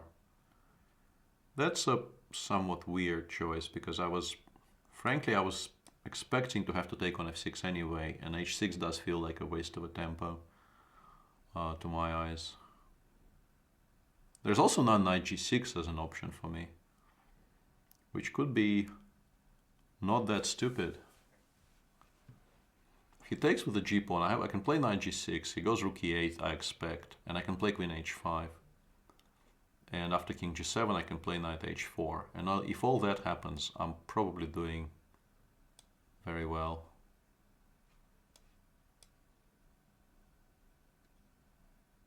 Because I'm taking a lot of things under control there. To the extent that maybe he has to play f5 right now and hope I take, but I will not take anyway, I will play knight h4.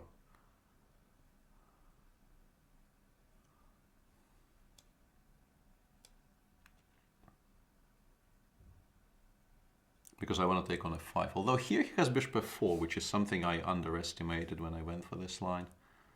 And after bishop f4, yeah, my options are... Oh, I actually have some decent options there. I think after bishop f4 I can play queen g6 check. And then there is a duality because, no, this doesn't work. This actually gets disassembled completely.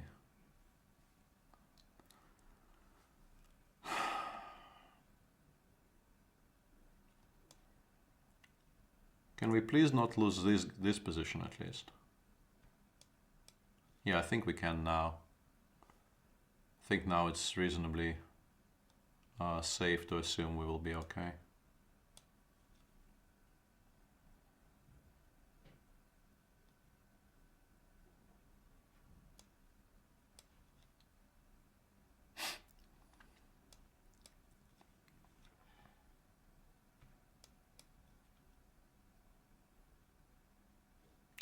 Yep. So what I wanted to discuss is, in this position, if he goes bishop f4, which I think is the best move, I can give this check. And then it gets a bit tricky, because if he plays king f8, I can actually take this pawn now, creating a threat of queen g7 mate. And bishop takes f5, queen f5 is a check. And I think I'm doing very well here. And a little bit more interesting is what happens if he goes king h8, after which I thought I can play queen f7, but actually he's just doing very well after rook g8. I thought knight g6 check is such a strong threat that he has to take, and then I take on e8 and I play g3, and I think this I will probably win eventually. But yeah, rook g8 is just an immediate refutation of all this, because h4 is hanging, and here we get the same position, only I don't have the knight on d2. So bishop f4 was actually pretty strong. I guess I just play knight c4 and pretend it's all part of the grand plan, but black should certainly go for this and not what he had gone for in the game. And yeah, and once you play d4, good spot, Turfan, at least in my youth, you were supposed to go for this line. In this position, you suddenly realize that if you make some normal move, black just goes queen a5 check and picks up the pawn on e5. So instead of this, you play knight c3, c takes b5, and knight takes e4. And when I was a kid growing up, this was very much a subject of serious theoretical discussions, and there were, arguments in the magazines about this position and whether this is correct or not to play like this with white. But in general, I think the conclusion should be that d5 following me, forcing me to take en passant, and then something like knight f6, is at the very least fine for a draw for black, because white has to play bishop g5 more or less, and you have queen a5 check, bishop d2 and queen d8, and I don't think white has anything smarter than bishop g5 here. And also I haven't really been following the Yanish theory so closely, so there could be even something stronger than the repetition here for black. Yeah, that was never really the intention. And d4 followed by bishop takes e6 is just plain wrong. You cannot really play like this against the Yanish. Okay, moving on.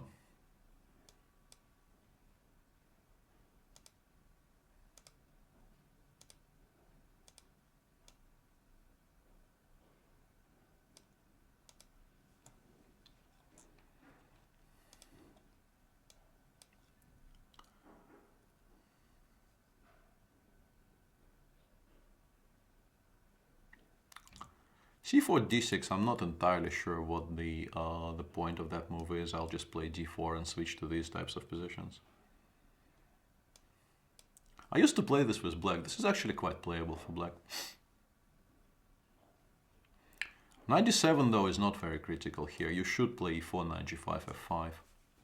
And the positions there are quite tricky, but I think they are certainly playable if you want to play them.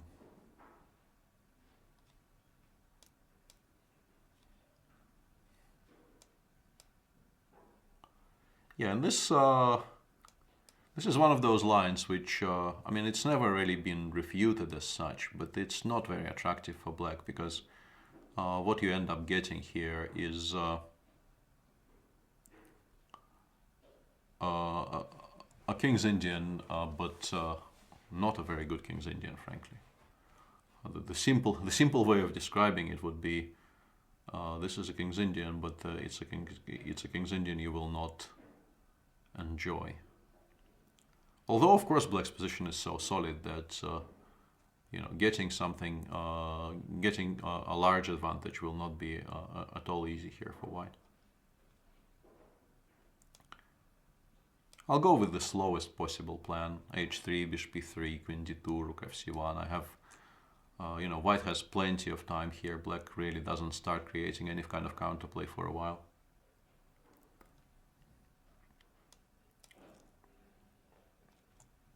Knight f8. That's a somewhat weird choice because it gives me additional options. I can now consider playing c5, but I think I'll stick with the plan and go d5 now. Now that my pieces are sort of in play and I'm ready to play rook fc1 next. I think this is more practical.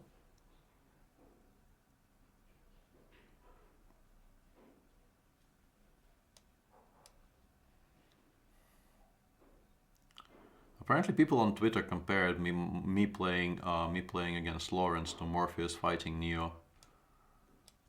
It's very flattering, but I would like to know who is Morpheus in this comparison, considering our score.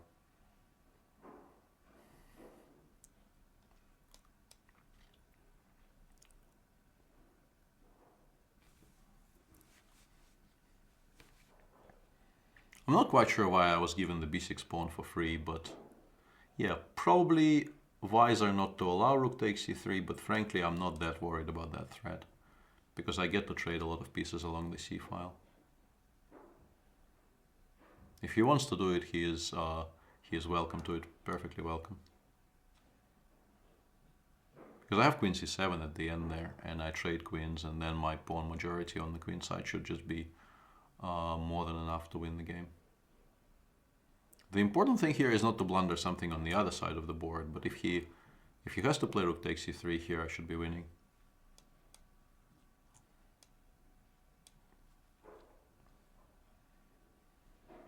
Because I don't think he is fast enough to play something like queen f5 here. My pieces are reasonably close to the king's side. The bishop on b6 still protects the f2 pawn, which is important. Yeah, of course I watched cricket live in the stadium.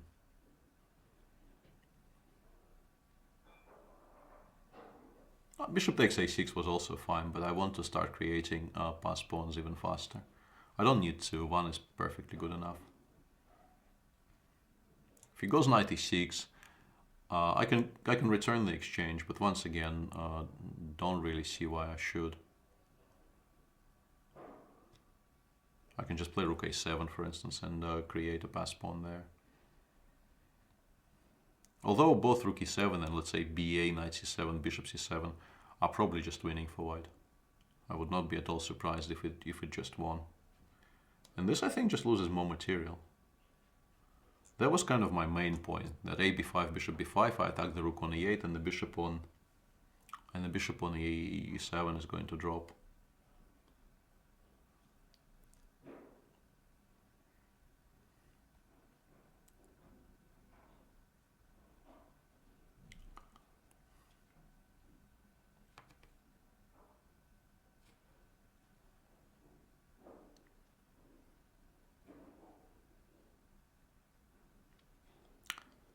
High Portis does. Yeah, here I will get distracted from my master plan of queening the a-pawn and just collect some material. It's easier. Also, I think people tend to resign when they're full rook down.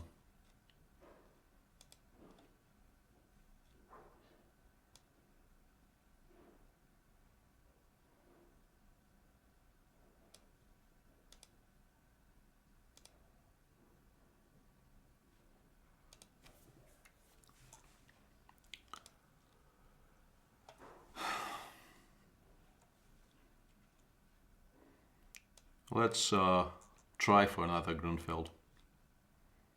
The first game we didn't really get a full Grunfeld.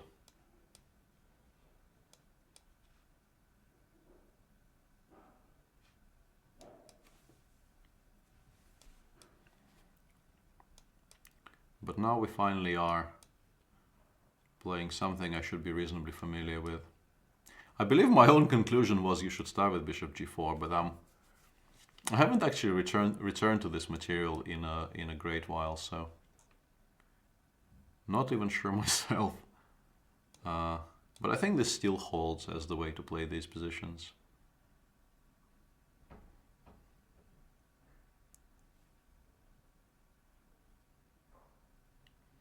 Yes, and Frog, there's no way I can get through that list. I will play for another, I guess, 45-ish minutes would be my guess, but I'm actually much better now suddenly, I think, because there's no way for him to keep the structure. Well, much better is maybe an overstatement, but if he has to take on d4 with the knight, you know, any Grunfeld player is extremely happy about that development.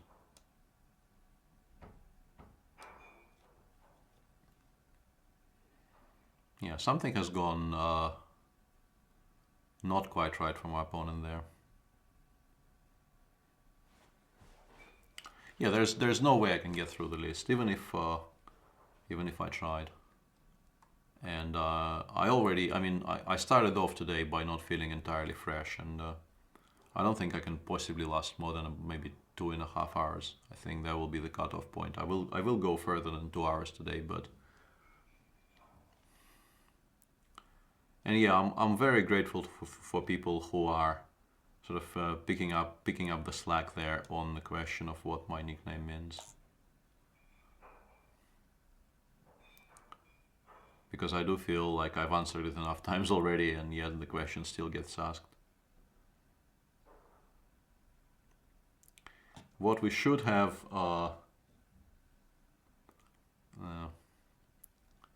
and it will sound like a criticism of the platform which supports me, and as such I probably should stop right there. But it would be nice to set up what you know, some kind of an analog for the Twitch commands.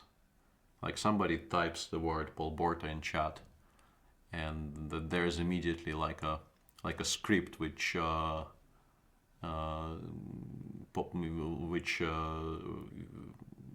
explains what the word means without anyone having to trouble themselves with the explanation.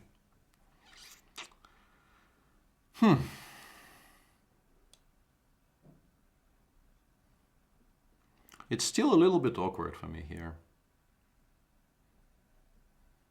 I'm very happy to see this move, though. I was much more worried about bishop d5.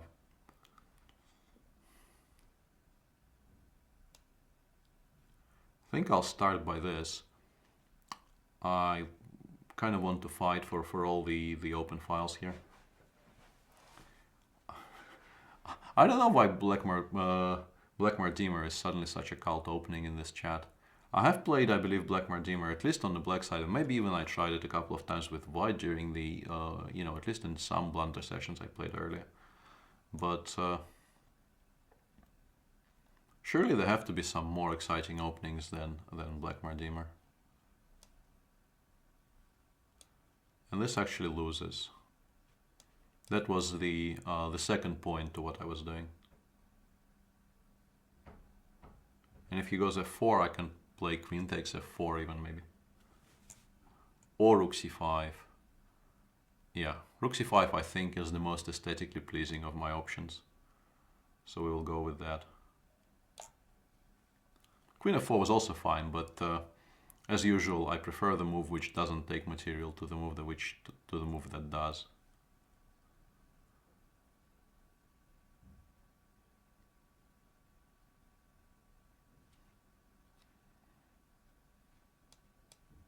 And now we're just a full piece up for not a lot, frankly.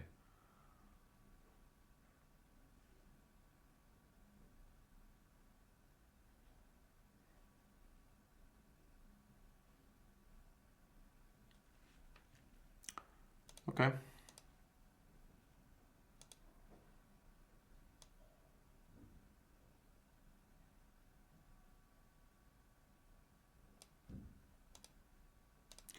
Trying to locate a 4-minute challenge, but that probably doesn't exist today. So I'll take 5 minutes. I think I'll try to steer clear of 3 minutes for a while today.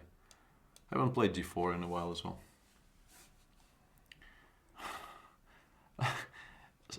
During the previous Banter, someone mentioned this d4 knight f6 g6 gambit, which I think maybe even has a name in English, but for me it always has been and always will be the Kentler gambit, named after a very prominent cult figure in St. Petersburg chess circles, who, I mean, he's been playing this in Blitz games for a while. But it's such a horrible opening, I don't want to play it. No. Can't force myself.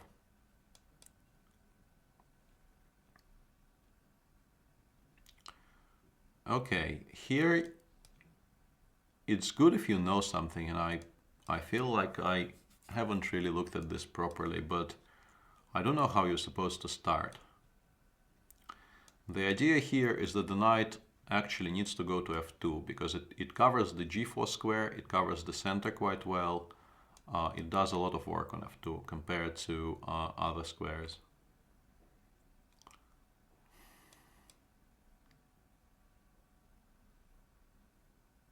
This much I do know. Queen b6 might be a decent move right now. I'm a bit worried about queen d6. Maybe I should have played bishop b3 instead.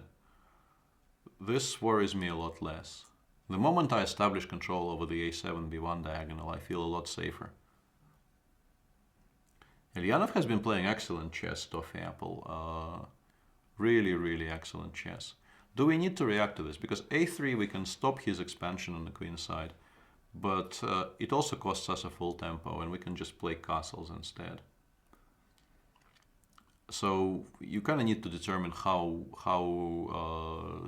much you dislike the idea of black gaining some space on the queen side by b4 and a5. I think I would prefer to keep the bishop on b7 under wraps, which is why I will play a3.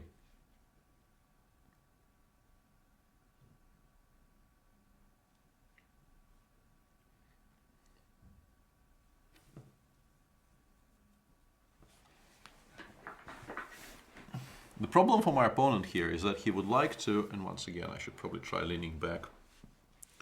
Life immediately starts looking a lot better if you lean back.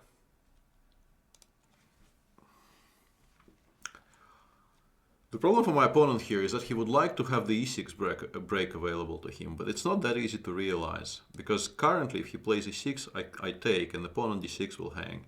And if he plays something like knight c5, I can very easily play b4. So he goes for knight b6, which is probably the best square if you consider those options.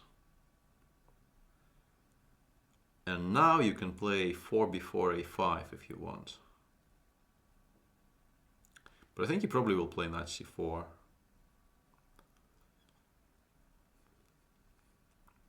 I can play b3 and just try and contain him, but that also feels a bit loose.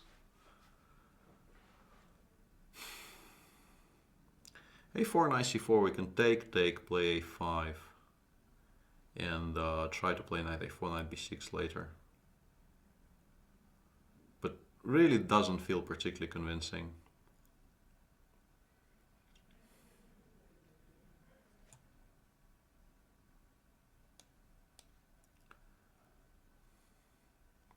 I still think this is the best try, and perhaps he doesn't play knight c4 here, and then we probably are happy.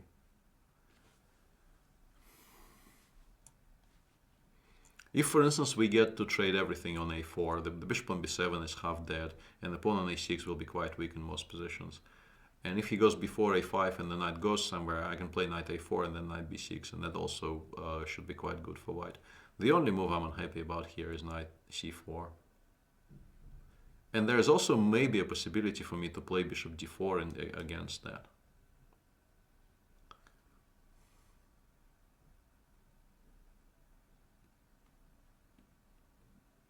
I think people in chat are quite seriously discussing this d4 knight f6 g4 gambit, which I described as really, really horrible, and coming to the conclusion that it's playable.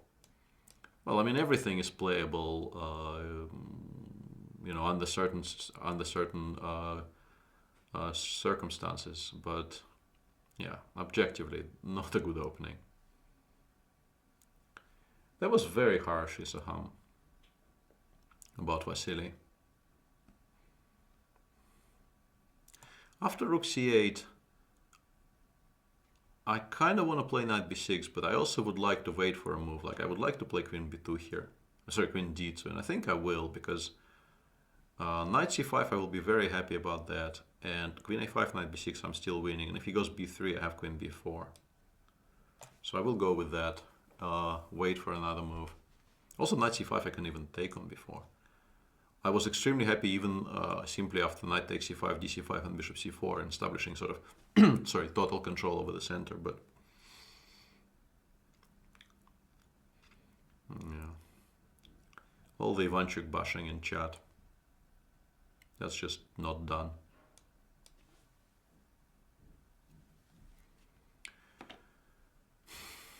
Now, strategically, black is probably completely busted because I'm picking up the b3 pawn next move. So the only move you really need to worry about is bishop takes d5, but I don't think it works because the knight on f2 covers the diagonals. Yeah, and here I can just take, I guess. I can also start with knight b6. Might not be the worst idea in the world. And take on a6. I mean, there's so many options here. I think this is just by far the easiest.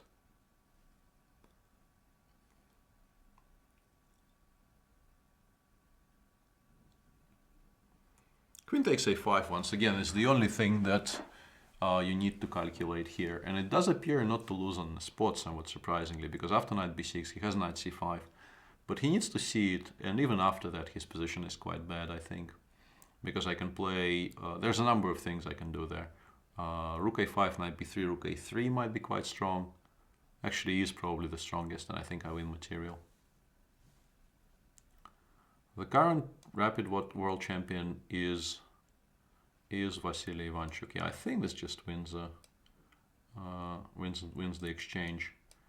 Because after rook c2 I have bishop d1.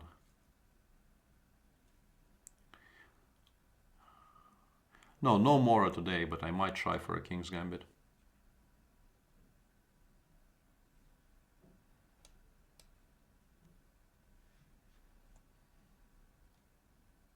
All of these things obviously require cooperation from my opponents.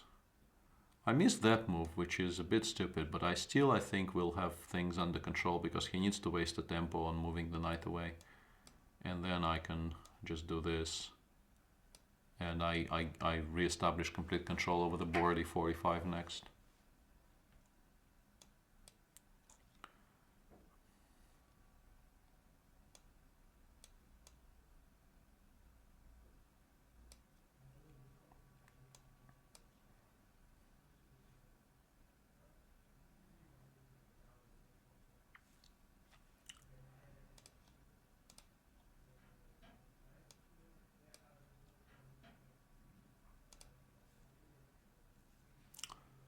So probably another 3. I don't think I can manage more than 3, but 3 should be possible.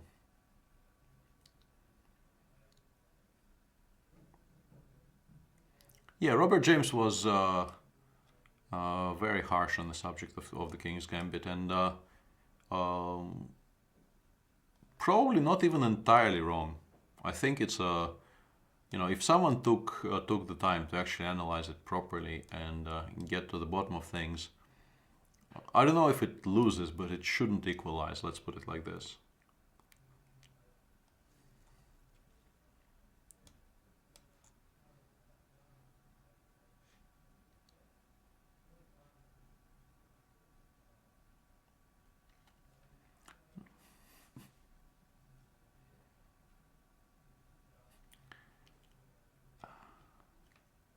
People go into the extreme choice of actually creating a 4-minute challenge to improve their chances of getting a game. I appreciate the effort, but I can't promise anything. In these types of fitted door structures, white gets a little bit, but not a lot, frankly. It's not the refutation of the opening, but the positions you get with white are quite pleasant.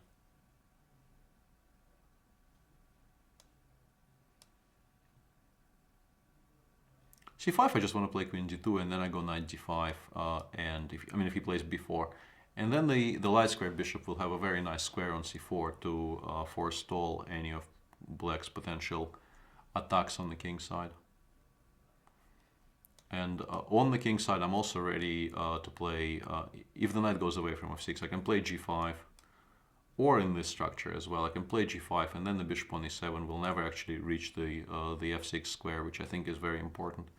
Because without the bishop on the long diagonal here for black, it will be very difficult to organize any kind of significant counterplay. This is a good move, but I think I should be faster on the king side here. Yeah, maybe I should have played bishop h3. I really don't want the queen to land on f5. Yeah, I feel this was maybe inaccurate. Because if he goes queen d7, I kind of feel I need to play queen d3, and then he can maybe even sacrifice this pawn with c4, but he can also try and prepare c4 by, let's say, rook fc8. This, I think, is too slow. And this definitely is wrong, because now after queen d4, h6 will be just so much stronger. It's not really about the c4 pawn, I'm just suddenly making a ton of progress on the other side of the board. I think he needs to go rook e8 to meet h6 with bishop f8, and then I will have a move to consider my options. I can also take on c4, of course.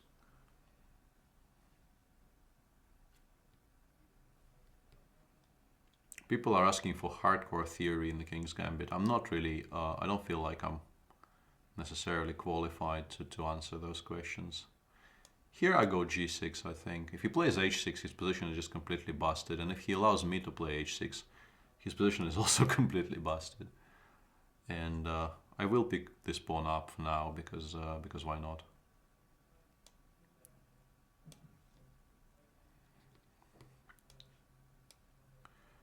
It's still important not to blunder anything here with white, like queen b6 creates some jumps for the queen, but objectively, of course, there's really no initiative to speak of for black, and we are breaking through. Maybe he could have taken on g5 there. I would need to check. But something like takes and h6 could just be very strong, although he has queen f6. Yeah, maybe he could have taken on g5.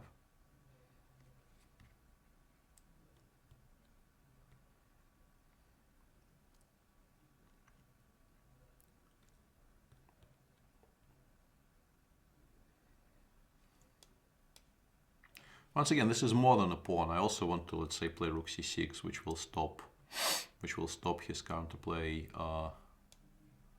along the c file. It's much more about combining attack with defense here than just collecting the pawns.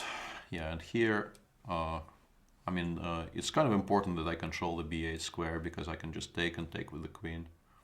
And a3 I think I can just safely ignore. Oh no. These things never really work with the amount of extra material that I have.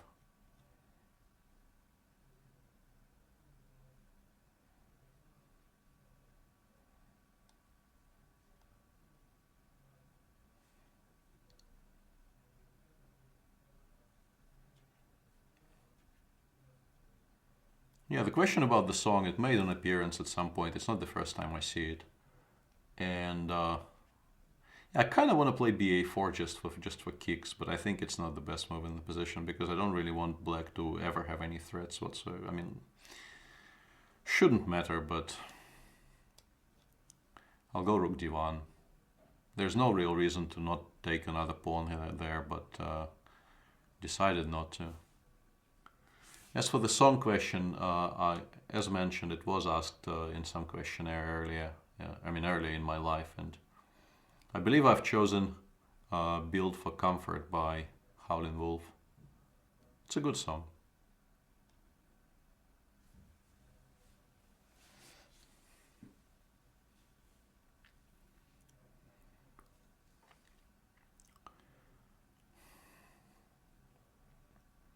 More or less every single legal move wins in this position.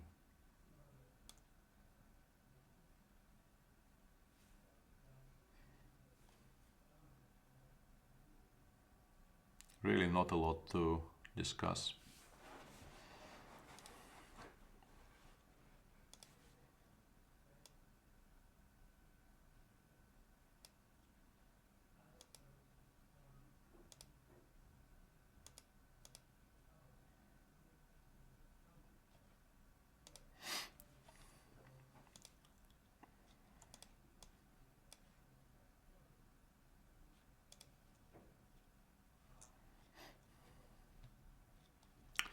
Seems like we're not getting a King's Gambit.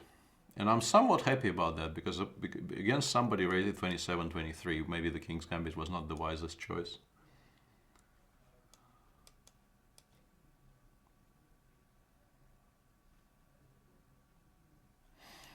People continue testing me in this line, and it's not that I'm necessarily against that, but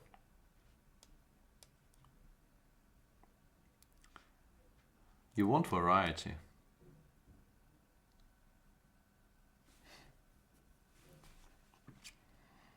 And once again, I'll go King b1, but it's kind of weird because if he actually accepts the challenge and goes bishop b7 here, those complications, I don't really remember what's going on.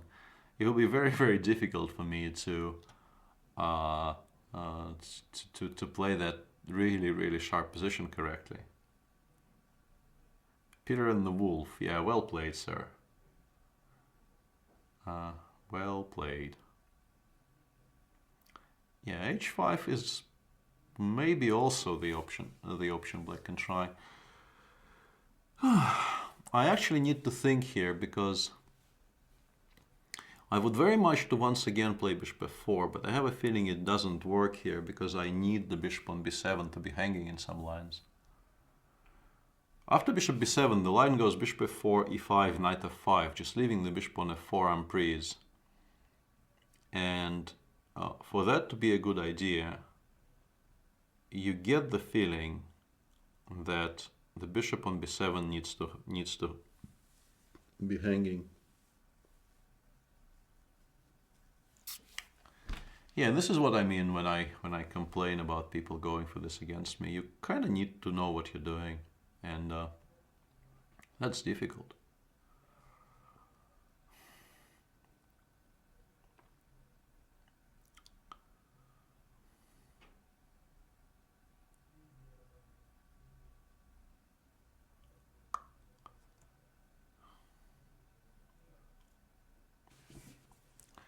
Really unsure about what I should do here. I mean, I can take on c6 and play e5, but I can't quite make it work somehow. It doesn't feel right. I can include h3, h4, but I get the feeling it should be in black's favor if I do that.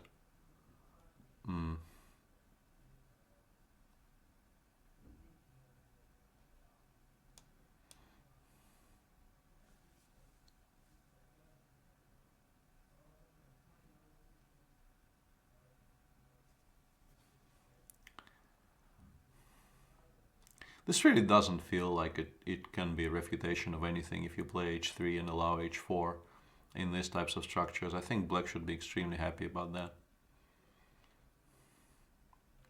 Bit of a sad choice. Also, if it turns out that h5 is what, for instance, Robin suggests in his videos, it will be bitterly disappointing. And now he goes bishop b7.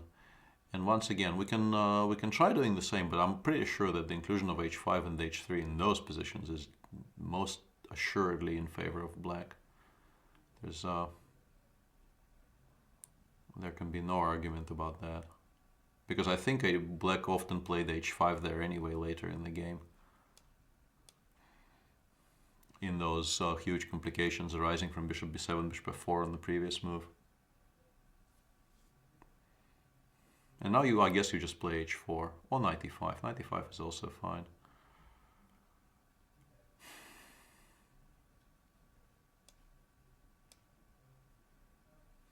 I can at least try and use, you know, the one thing you can name as a drawback to playing h5 in all kinds of Sicilian structures, because I now get this rather good square for my bishop on the king side.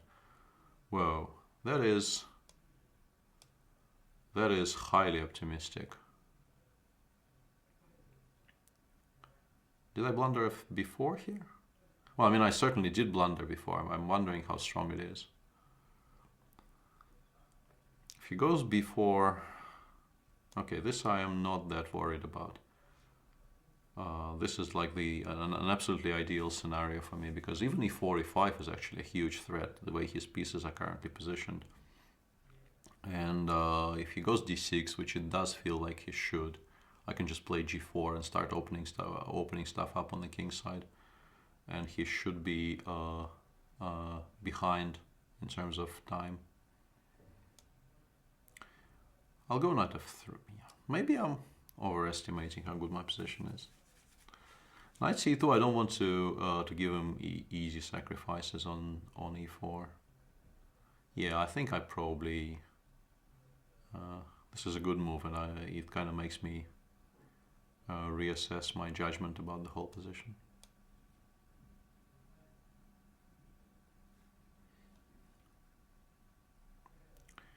b4 followed by knight takes e4 might just be very, very strong here, because he has f6 in the end.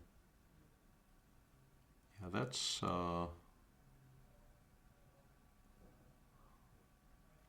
also a reasonable move.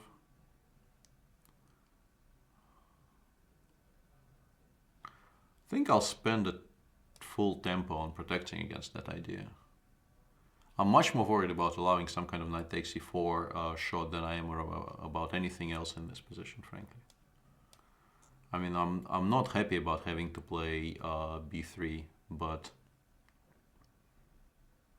I honestly am a lot less happy about that than about possibilities for black to give this piece up and then play f6. This is not, you know, a bed of roses either, but if I manage to stabilize, yes, he gets this c3 square, and I have to pay extreme attention to never allow anything to land there, but I also get my own play on the king side. And for the time being, nothing is really happening to my queen side, so I can sort of rest relatively easy here, knowing that I'm not getting mated, and I can start my own things on the king side somewhat safely.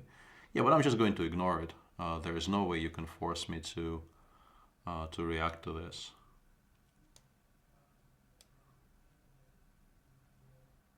I'm not sure why I put it here, frankly. This is not a good move. I thought I can play knight c4 next move, but I can't. Yeah, I should have just taken on h5. This is incorrect. Taking on c3 is... I mean, if I have to, I have to, but I really don't want to. Yeah, this makes me sad. Because he can now play d5, and he gets a lot of counterplay. A lot of counterplay. I'm not sure what this queen b4 move is about.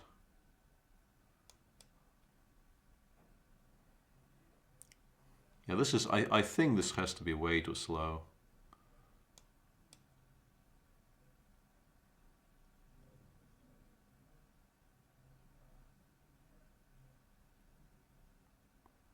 Not entirely sure though, now that I look at this. Not entirely sure I'm correct on that subject. Maybe just fast enough actually.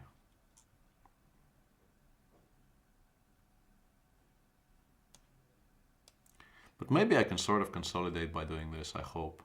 Because knight e4 I have ba4. But I definitely lost the thread there for a little bit. I might still be getting out of this through tactical means, but it's not a given.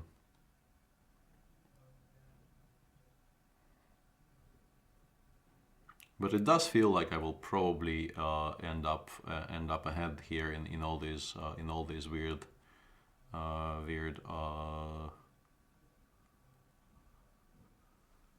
Okay, I should stop talking.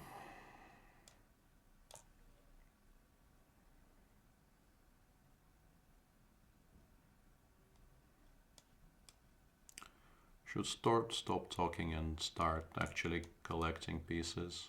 Whoa, okay, this I blundered the rook and it was not picked up, which is useful for me, obviously. Yeah, that was a full rook he could have taken there.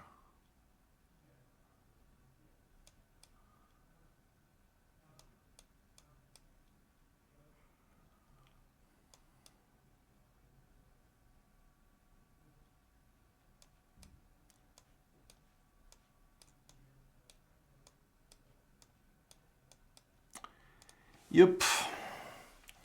People playing on a rook and a piece down. And then saying sorry. Don't really understand the sorry part.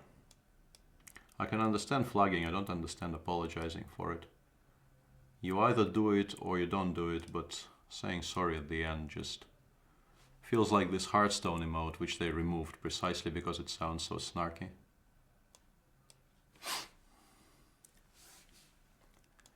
Happy Feast of Winter Whale.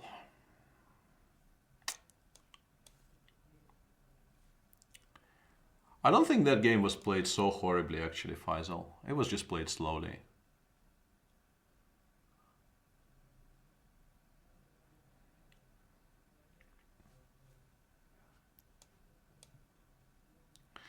And yeah, I do believe this is slightly better for why, but I don't know why I've chosen this life, but...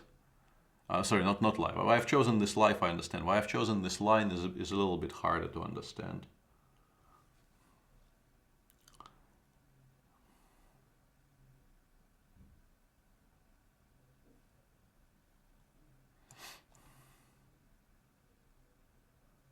Yeah, that was a kind of a horrible choice there. Anything was more interesting than this. I will try to avoid, you know, completely killing this game off by move 5, but it might cost me. I don't think I can actually. This is just such an unpleasant choice to have made, because like how do you keep this alive?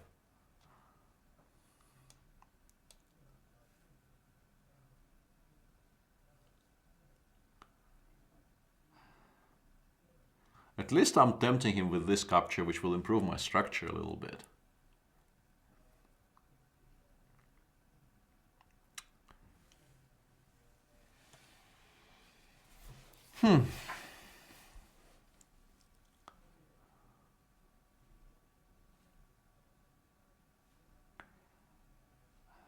We'll see how this goes, Stupendous. If it really does continue the way it started, I might go for one more, but I can't promise anything.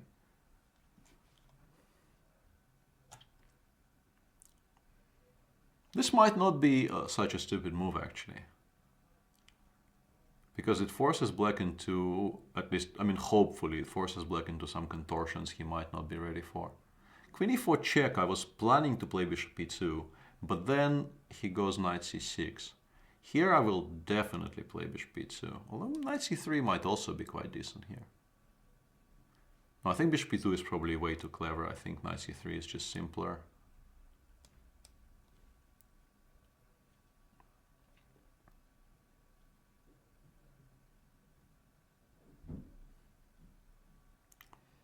He probably needs to take, and he's still fine. Let's say he takes goes c6. He is obviously quite fine, but at least I got the A file semi-opened, and I can hope to get something going along it later in the game.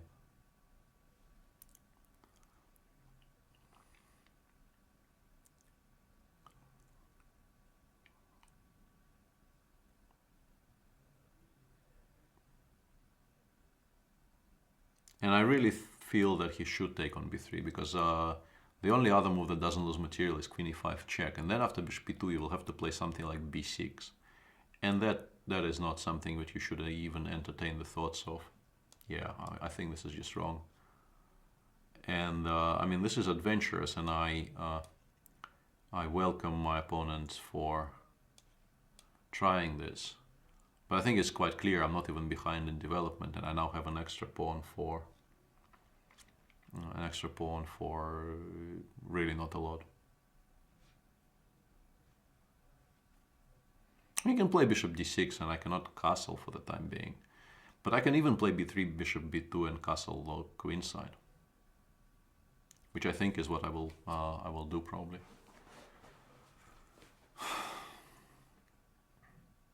After bishop c5, the idea to go b3 and run into bishop d4 is a lot less attractive. But I think he's baiting me to go castles, then he can play bishop d6, g3, h5.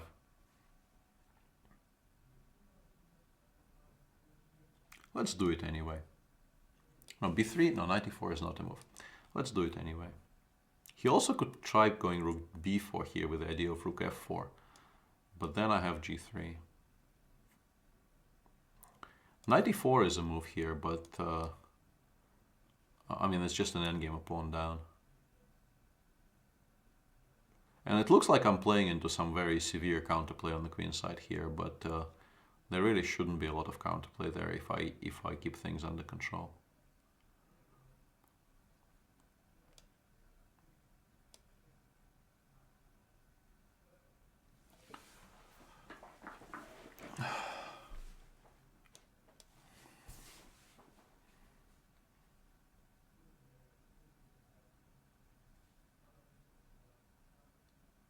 No, my argument never was that something is wrong with flagging.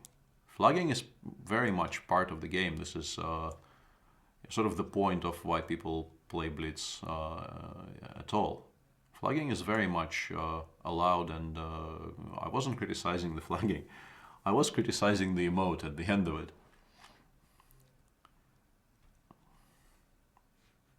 Yeah, exactly. I didn't play that game fast enough. I lost it fair and square. It's you know, my opinions on that matter are very much on the record. You know, it kind of makes me sad, but it's only I've only got myself to blame, and that's perfectly fine. The sorry at the end is somewhat tilting, though. And here I think I can actually win more material. He managed to misplace his pieces so much that I'm actually here, I win a piece. It's not just that I, you know, force him to trade the bishop for something. I also win a full piece here.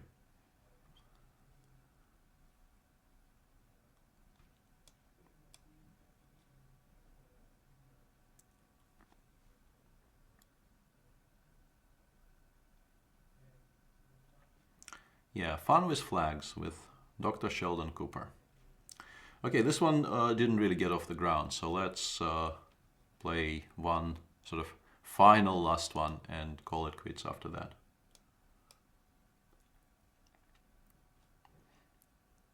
Nope. Almost picked a non-premium there, which would be a misstep.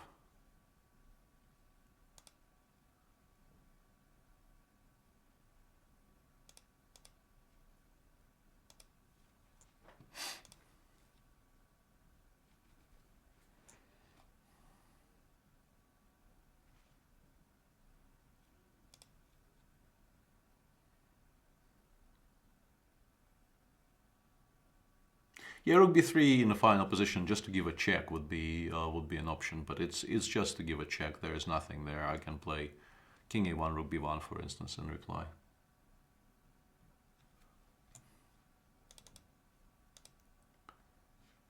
Come on, best player. We were actually chatting a minute ago. I know you're there.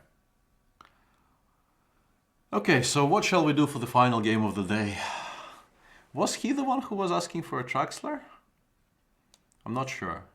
But the only way we can get a Traxler, even a chance at the Traxler, is if I play e5. Okay, no Traxler.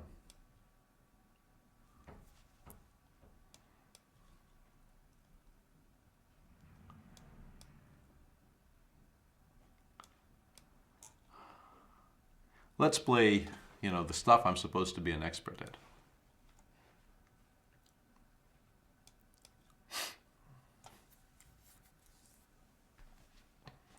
Having recorded a full video series on this. This, I think, is not the prescribed move order. I think you're supposed to... Okay, this is very confusing. Because...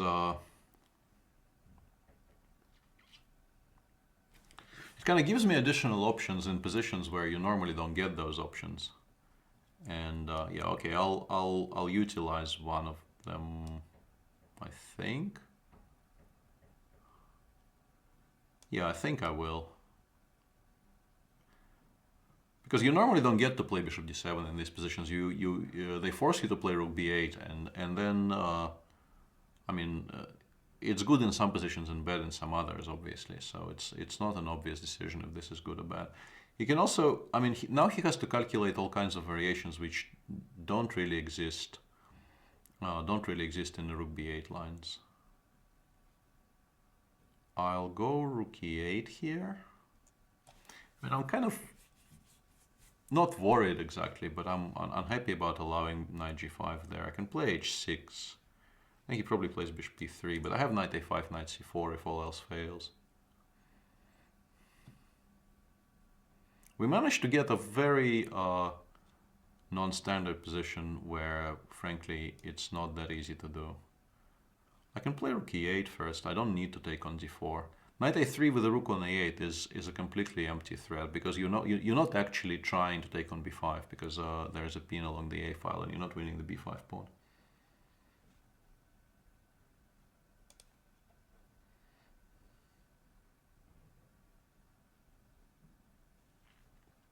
If he goes d5, in general in these positions, a very, very easy rule of thumb is if you force your opponent to play d5 and the bishop on b6 is still alive, you're quite happy. d5, knight e7, bishop b3 is of course playable, but I get to play maybe even queen b8 first, then knight g6. I'm a bit sad that the rook is on e8 because it doesn't support the f5 break so comfortably, but generally speaking, I'm a lot happier about, let's say, my bishop is not on b7. It's already on d7, which is the best square for that bishop if white closes the center with d4, d5. So that should be pretty good for me. And d5 is very much a topic of conversation here because it's actually a bit tricky for him to keep the e4 pawn alive otherwise.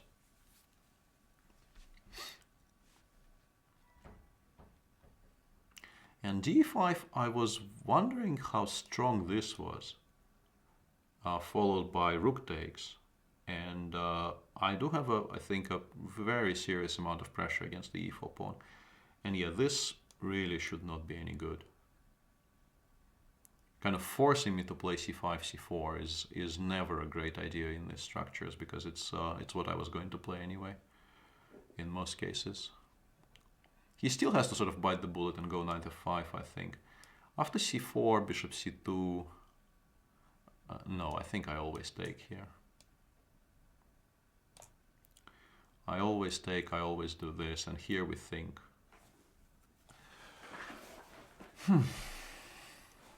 The position is quite nice, but the question is how to proceed from here. You would like to go d5, d6, d4, but d5 you have to calculate bishop f4 as a reply.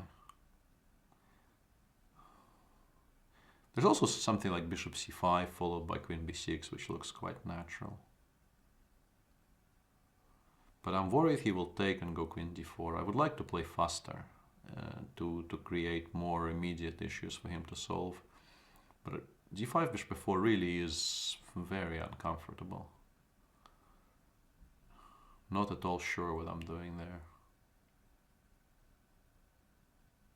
Maybe I can play knight e4 in that position. Let's try that. Bishop f4 really is the only move that I'm even remotely worried about. But I'm kind of pinning my hopes on this working out. If this works out for me, I should be doing quite well, but it really is not at all a given that it does. It now very much depends on just how much of a threat this knight d3 move is. I'm proceeding under the assumption that it is a very, very large threat, but actually now that I look at this position, he can take on d8, I have to take with the a-rook, and he can play bishop e3, a move I missed originally. And I think he just stabilizes. Those might be the only moves the only good moves he has, but it does seem like it's enough. Or maybe even queen d8, rook e4, which I kind of assumed will not be any good, but it probably leads to a draw actually. This, on the other hand, I'm very happy about, because the b5 pawn is not hanging, and now this looks extremely attractive for black. You just need not to blunder any tactics, but I don't think I am blundering any tactics here. Rook e4, rook e5 simply, and I win the f2 pawn. No, he needed to find some way to go for the other line. Rook f2 once again was very strong, but I mean, I don't feel I need to. Rook f1 is probably mate. Or some kind of mate anyway.